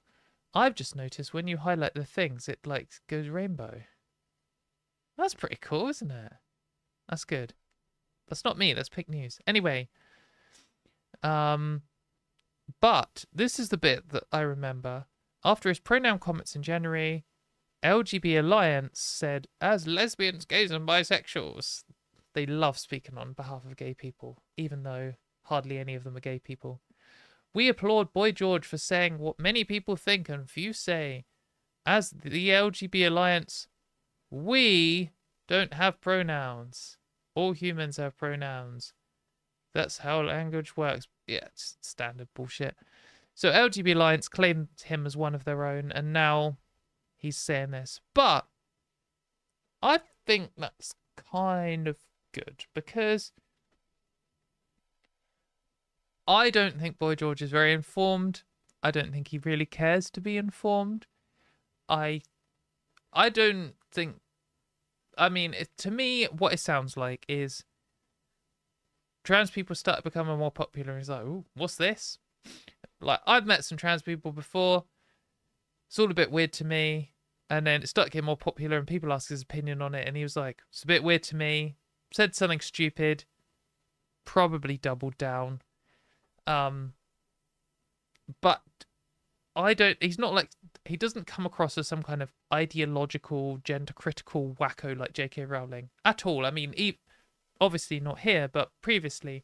I think just like a kind of like your stupid dad or your stupid uncle's opinion. They're like, well, it's all a bit weird to me. That kind of, they don't really like it, but they don't really care. They don't really get it. They're not really that invested in it. They'll say something stupid. They'll take some pushback and that'll be it. And if people, that's how I read it anyway. And if people like that are looking at J.K. Rowling and writing something like this and being like, you come across as a hateful, horrible person, that's kind of positive, I guess. Trying to take some silver lining from this. I think his dunk here is pretty good. I mean, I guess if people really like neutral celebrities from the past dunking on horrible people, this is probably pretty good. You can see why people are saying it was good. That's fine. It's not the most articulate, but then whatever. So my rating overall is 3 stars. Good effort. Obviously it'd be better if Boy George went away and read a load of facts and theory and stuff and came back as a dedicated trans ally on the front line of protest. That'd be amazing. Not going to happen. This is fine. I'm totally fine if people are like, you know what, I'm fucking sick of this. Shut up. If that's your position. If this sums up his position right now, that's good. That's where everyone should be. Most people on Earth should be like, fuck my life, why are you still talking about trans people? Shut up, you stupid dickhead. You look like a loser. Fuck off. That should be the angle, because trans issues don't affect anyone who isn't trans. It's a complete waste of our time. As we were talking about earlier, it's sucking energy out of people who could be fighting for more important things. So, yeah, decent response. Yes, Hannah in chat says, being cruel should not be the default for all people. Or not being cruel should be the default for all people. Absolutely. J.K. Rowling is definitely cruel. Like, she isn't just... I don't know what to say, isn't just transphobic, isn't just gender critical. She is those things, and that's partly informed her cruelness, or that informs her cruelness. Like, she's like especially cruel.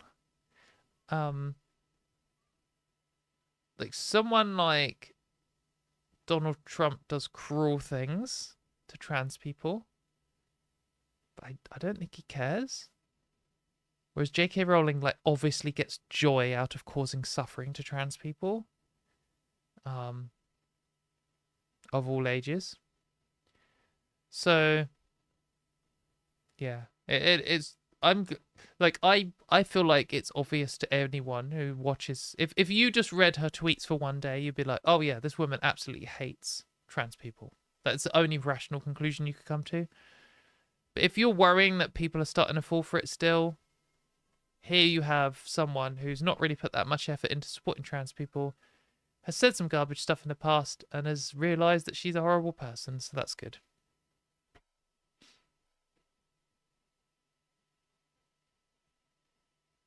There's a very small piece of me that feels sorry for J.K. Rowling, because the people who hang around with her, she doesn't really know if they're with her or just for her money or not. I mean, that's true for all billionaires. That's like the Elon Musk thing, where he thinks he's funny and liked and intelligent, when actually there's just a bunch of yes men around him who want his money, saying those things in order to get it. I think that's got to be the horror of being super famous. And I think it's why famous people and rich people marry each other, because they aren't yes men for each other. It must be quite lonely. It's got to have affected her ability to rationalize. Just living in a castle with people bending over backwards to do anything to make you happy in order to get your money. It's probably quite a lonely life. But good, she deserves it. She's a horrible person, so. Right, we're going to do one more thing, then I'm going to bed. What else did I want to talk about? Let's close the ones we've done. We've done that one. We've done this one. We've done this one. We've done this one. Sorry, guys, this isn't very exciting. Fuck it, we're doing it like this. We did this. We did this. Oh, I haven't got the energy to do one of them. We're definitely doing that next week, though. Okay, we're doing a Duncan on the transphobe one because it's easy.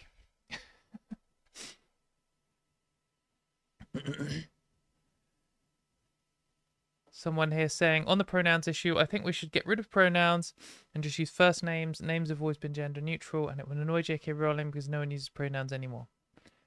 I mean, gendered pronouns, perhaps, but pronouns are like, I mean, in your sentence there you said I and we, and it, and no one. I mean, these are all pronouns too, and I think English should suddenly get very hard if you're trying to only use names. However, gender pronouns, yeah. Like, there's a bunch of languages that don't have gendered pronouns. Finnish doesn't. Chinese, or Mandarin, sorry, doesn't in pronunciation, and in written it didn't used to, but then they had to create gender pronouns when they were translating Western languages into books. There's no need for gender pronouns in languages, for sure. But man, good luck convincing people to get rid of them. Because it's an ordeal getting them to just not be horrible to trans people. So if you want to get rid of them for themselves as well, they're going to feel like that is an attack on their gender. And they are not going to like that at all. Because cis people have very strong gender identities, regardless of what they claim. Anyway, let's do our last thing.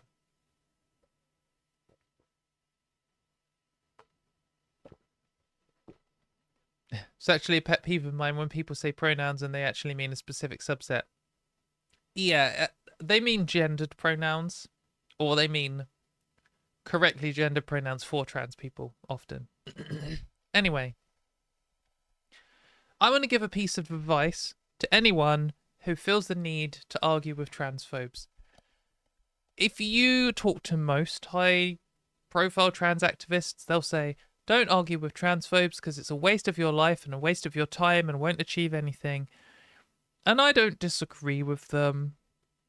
But also, I like arguing. And I do think dunking on transphobes is positive to some degree. It's good for morale. And I do think it's important to remind yourself how stupid and wrong these people are. And I think pushing back on them is good, and showing other people what the counter arguments are is good. There's some positives to it. Don't feel obliged to. Don't get sucked into a hole. Don't waste your time. But I'm going to carry on arguing with transphobes at least a bit. Like, I've toned it down a lot. I do it a lot less nowadays, but sometimes I just have to. And my piece of advice to anyone who wants to argue with transphobes is, and I really think this is my number one piece of advice, after keep a cool head. Actually, that's my number one piece of advice. Keep cool. If you feel yourself like raging or getting sad or any kind of emotion involved at all, chill out. That's what they're trying to do to you. They're trying to upset you. And if you let them, then they win. After keeping a cool head, my number two piece of advice is, if they make a claim or they say something which relies on a premise of something being true, just look it up. Because almost certainly they are wrong. Don't ever take a claim they say at face value. Don't ever take a premise that they rely upon in their sentence at face value. It is never true. They are always wrong. And here's an example of that. So I was just scrolling down Blue Sky feed, and I saw, just a little snippet sometimes, and I just saw this interaction. of someone being like, could you answer my question, please? And this is like a classic kind of argumentative troll strategy.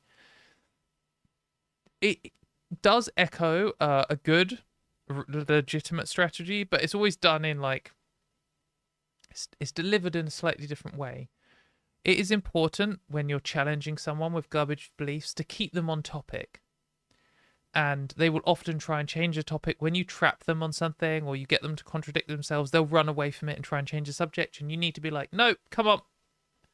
Back to the bit you were just saying. I want you to say it out loud because you're about to contradict yourself and you know it and I know it and I want everyone else to see. But you also get people who think that they've like got a dig on something and you're explaining why their whole argument is stupid, and then they're like, just yes or no. Like, have you stopped hitting your wife yet? Yes or no? You know, it's like one of those kind of situations. And I saw this person doing this. So I clicked on it and had a little look. Top person's blocked me. That's fine. This is like a how to argue tutorial. So this guy, obviously gender critical. There's a debate over whether sex is real and binary. Out of tribalism, he has chosen counter-enlightenment that believes feelings over reality. Like generic, like gender critical babble generator. Could be an AI, just bullshit. And this lady's Beth is arguing back. Or Elizabeth, maybe? Elizabeth, sorry. Beth, if I got your name wrong. Elizabeth. She's arguing back. And she says decades of peer-reviewed science have led to the scientific consensus that biological sex is not binary. True. Liked it. Cool. Then, here we go. This is where they try and use... They try and do a little... set up an example. And they like to pick intentionally obscure things that you feel like compelled to respond to them on, like conceding their premise, forcing you to argue something you don't want to, or unfortunately, like this person, kind of giving a response that to a passerby could look like you're hiding from their point. So they say, Ginkgo, don't know, we're going with Ginkgo. Ginkgo trees are divided into male and female. How do we know which are male and which are female? And this person's replied, Lamal, sorry, are you under the impression that the biology of deciduous trees correlates with human biology? And then Elizabeth said, they basically come in with the same script. When someone points out the things they've been told to say are incredibly stupid, they become deer in headlights. They think they're informed. And I've yet to meet one who actually knows anything about sex, gender, biology, or medical science. And then they're like, could you answer my question? In the blue sky environment, the people pushing back against this knobhead have more likes. He's been ratioed. Looks pretty good. In the Twitter environment, this wouldn't land because obviously Twitter's completely bullshit. But it can give the impression, and I'm not criticizing these people at all because they're absolutely right. Like, it's completely stupid to come in with the line, sex is binary in trees, so it must be binary in humans. That's like a nonsense argument. And she is right here saying that they don't know anything about sex and gender. However, he can now go, you're going to answer my question. And this, like, are you under the impression that biology of trees is related to human? That's a good point, but that's not a directly addressing the argument point. That's like a taking one step back and addressing the general strategy point. But now he can use this as an example of, oh, they never answer the question. They know that trees are binary sex and they can't answer it. And then he can like really drill down on tree sex and just keep talking about that. And you might be like, well, I don't know anything about this tree. Obviously, the way he's talking about it, I guess trees are binary. But so my response is going to be trees are nothing to do with humans. And Katie's number 2 advice. Actually, that sounds really bad. Katie's advice. Point number 2. I guess it is shit advice. No, it's good advice. My good piece of advice here is, as soon as he cracks out something you don't know about, just look it up. Just wham into Google straight away. Ginkgo trees. sex. It's a bit dangerous. He's spelt it wrong. Ginkgo. Anyway, but they are dioecious. I've never said that word out loud. I've only ever read it in my head before. Meaning they have separate male and female trees, and you're like, oh, that's interesting. That's like level 1. Just learn about it. You know, the kind of like the AI overview. Always bullshit. Actually, much better to like click on a Wikipedia article or read about it. And that's interesting. I didn't have to scroll very far. I mean, sometimes you have to put afterwards to find out more information. You have to put changing sex just to see an example. Anyway, we didn't have to scroll down very far. And then we have an example of a tree that's changed sex from male to female. And you click down this and you read more. I ended up doing a little half an hour read about this particular tree. And it turns out that not only can the whole tree change sex, but individual branches can change sex. And this process can happen kind of quickly. I mean, I'm not sure how what in the context I couldn't understand if it was like hours or days or months, but sometimes it can take years for a branch to change from one sex to another. And that can then result in the whole tree changing sex, but they don't really know if it always does. And there are examples of trees that have like some branches that have changed sex, and that's just it. And also you can graft branches from one tree onto another tree, and they're not always sure if a branch that is a different sex to the rest of a tree has been grafted, or it's a branch that got grafted and then that branch changed sex. Because actually when you graft branches onto trees, it's not really clear, is that one organism or two? So suddenly this all gets really complicated. And this guy who's tried to come in with trees as an example of sex being binary has managed to pick a specific type of tree which we have specific evidence of it changing sex and also being sometimes more than one sex at once depending on which part of it you look. So this is actually a disastrous example.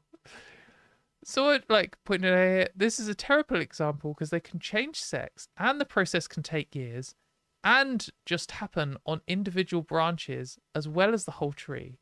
Good luck determining the point at which it switches from binary male to binary female like a light switch. It's just so ridiculous. And this isn't like, you might be like, well, you know, you found this idiot, you've completely like dumped on him here. This isn't, I mean, when I first started arguing with transphobes, I would have been quite proud of this one because I'm like, wow, I've completely like ruined his little attempt here. Out biologied him from a 3-second Google search, because it's like funny when you catch them out trying to be smug about something and they haven't even done a Google search for it yet. But actually this is just so common. Like I was just oh fucking hell. Of course. I actually, when I Googled it, I was so confident that they would be wrong that I just looked for it and found it like straight away. I wasn't like, oh, let's find out if this person's right about this or not. Maybe it's finally going to find something with a binary sex. So I was just like, of course this person's going to be wrong. Of course they know nothing about this tree. They've just heard it once. And they're just like repeating it as part of this stupid argument.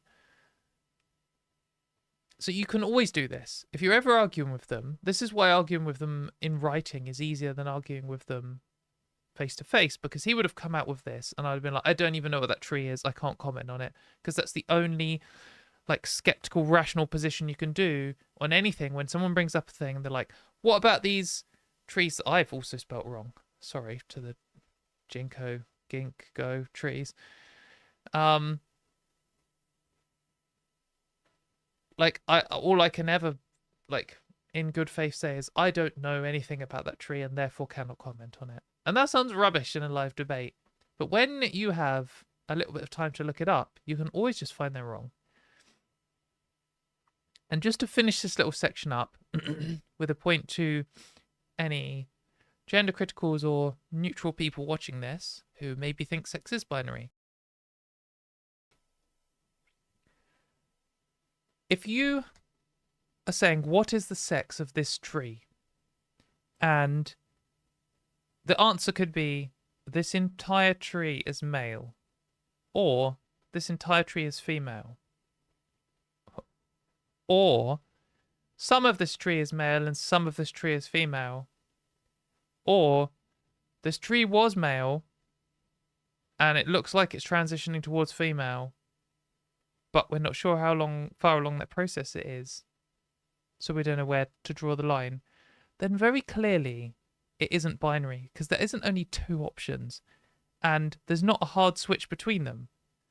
Like, a binary cannot have this like gradient where you're not sure whether it's in one box or the other. That literally, by definition, a binary has to just be two clear states. The switch between one to the other has to be instant. And that's why any animal or plant or any other form of life which does change sex, it is proof itself that the concept of sex in general cannot be binary. Because, like, think of other things which are alive which change sex. For example, there's some fish, there's some lizards, there's like loads of different things. When they change sex, when a tree changes sex, it's kind of hard to know when it's changed, because you might be waiting until the like fruiting season to see whether it produces fruit, or till the like pollinating season to see whether it produces pollen. And it might be that one year it produces pollen and then it goes through this period where it's not producing anything, and then next year it fruits. And you're like, oh, well, theoretically it could have had an instantaneous, shorter than a nanosecond, instant A to B state change. Like, theoretically it could have. It obviously hasn't, but potentially it could have. But when you have an example of like a fish which changes sex, like for example, forgotten what the name is, not wrasse. Anyway, there's a type of fish that when it changes sex, it changes sexually. Sexual dimorphism changes quite a lot. They are like nearly twice as big. They have huge fins on their back which change color. The shape of their fins changes. The shape of their tail changes. The side fins change. Like everything. They're very clearly, distinctly different, the males and the females. However, they can change from one to the other. And that doesn't just go... Like, they don't have this moment where they're just like the smaller male fish, and then they suddenly go... pluck, and then they just instantaneously become a larger, bluer, flappier female fish. Flappier, God, what a horrible word. Sorry. They just, they got all the fins and stuff going on. Anyway, that doesn't happen instantaneously. And you might say, well, the only point at which they've truly changed sex is when they start producing the other gamete or whatever. And this is why gametes is a completely ridiculous definition of sex to use in this case. Is if this fish sexually transitions and it changes color and size and shape, and all of the other fish start interacting with it differently, because lots of fish actually interact very differently with each other based on their sex. Like, for example, clownfish, they usually have one female and then a bunch of males together, and they never have two females together because they always fight to like control the territory. And you're telling me that that fish could have completely transitioned to the point where if you saw it in the wild, you would say that is a female fish because it looks and acts and all the other fish act towards it in the way that a female does. However, you open it up and you find out that actually it didn't develop in a way where it could ever produce gametes.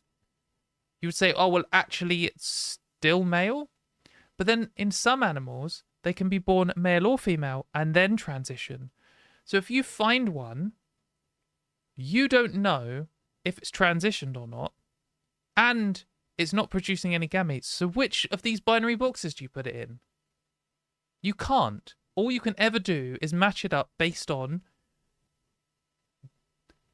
ticking off a list of sex characteristics it has. Oh, okay, it has the gonads, but it's not produced any gametes. Oh, it looks like them. Oh, it acts like them. Oh, all the other fish interact with it in that certain way. Same with the trees. Like, all you can ever do is look at what parts they have and just go through like a tick list. And when the changes in these things, like sexual characteristics, are changing, none of them instantaneous, and you can't know which direction, if any, they're changing in, and how far along the process they are, and whether they've reached as the final destination or not.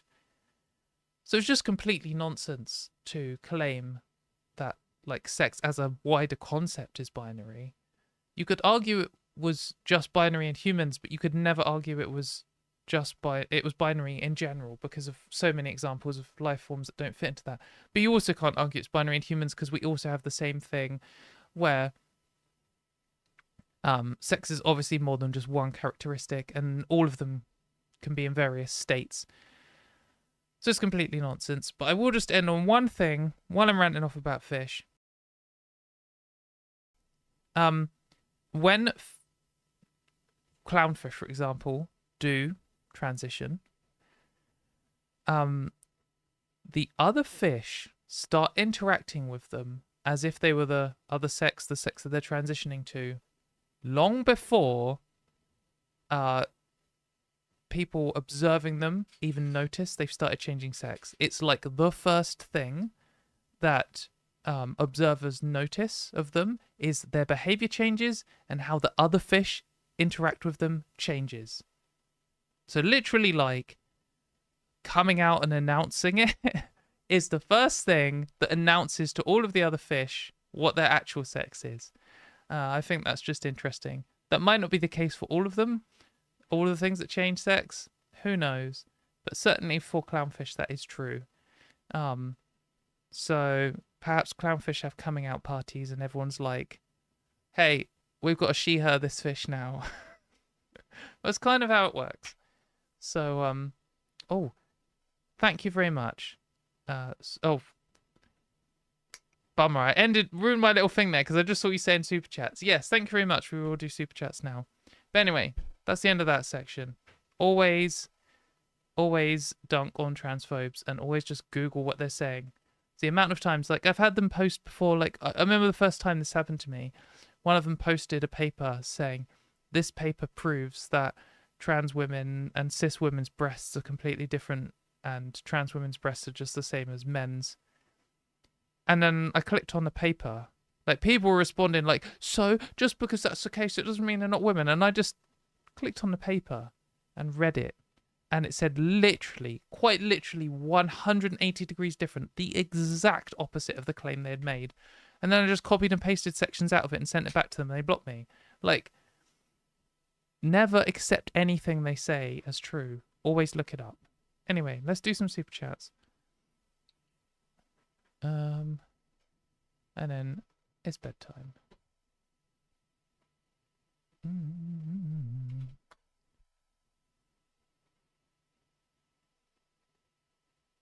Oh, you don't want a bit of OBS there.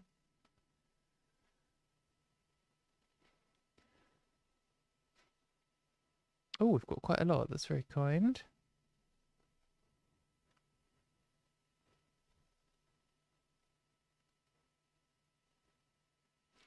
So, we have...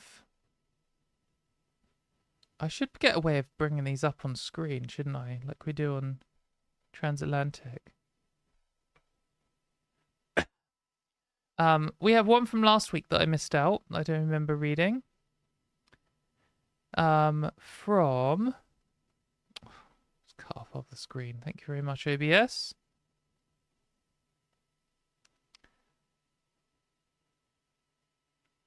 From Anonymous, very good name, $10. Holy heck, managed to catch you live. Love, Katie. Thank you very much. That's very kind.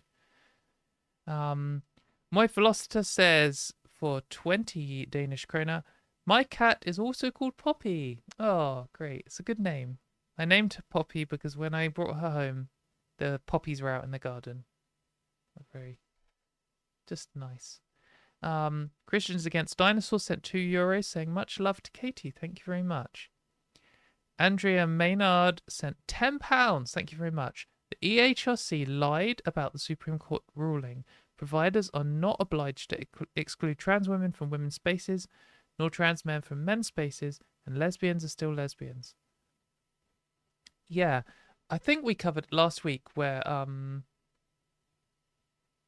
Akka Reindorf had said that trans inclusive stances were illegal.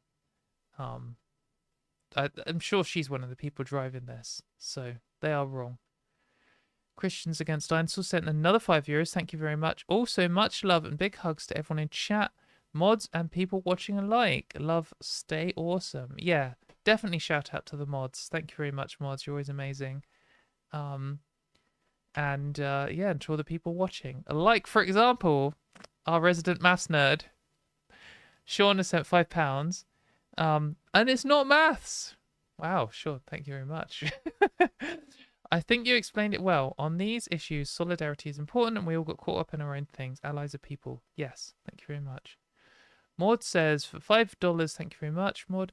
By the way, Katie, there's been some drama on the line recently. So I have to ask, is Espeon the best Pokemon? I hope that's the drama.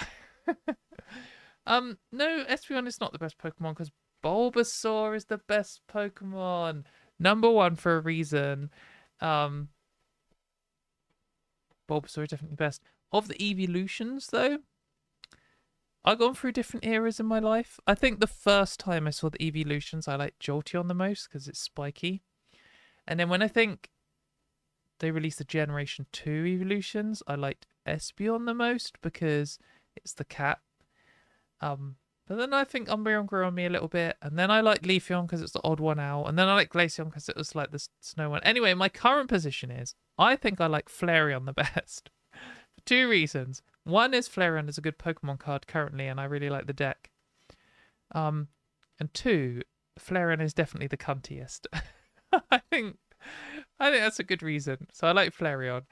And I think it would be too, like, generic if I like Sylveon the most. Because it's like the trans Pokemon, isn't it? Anyway.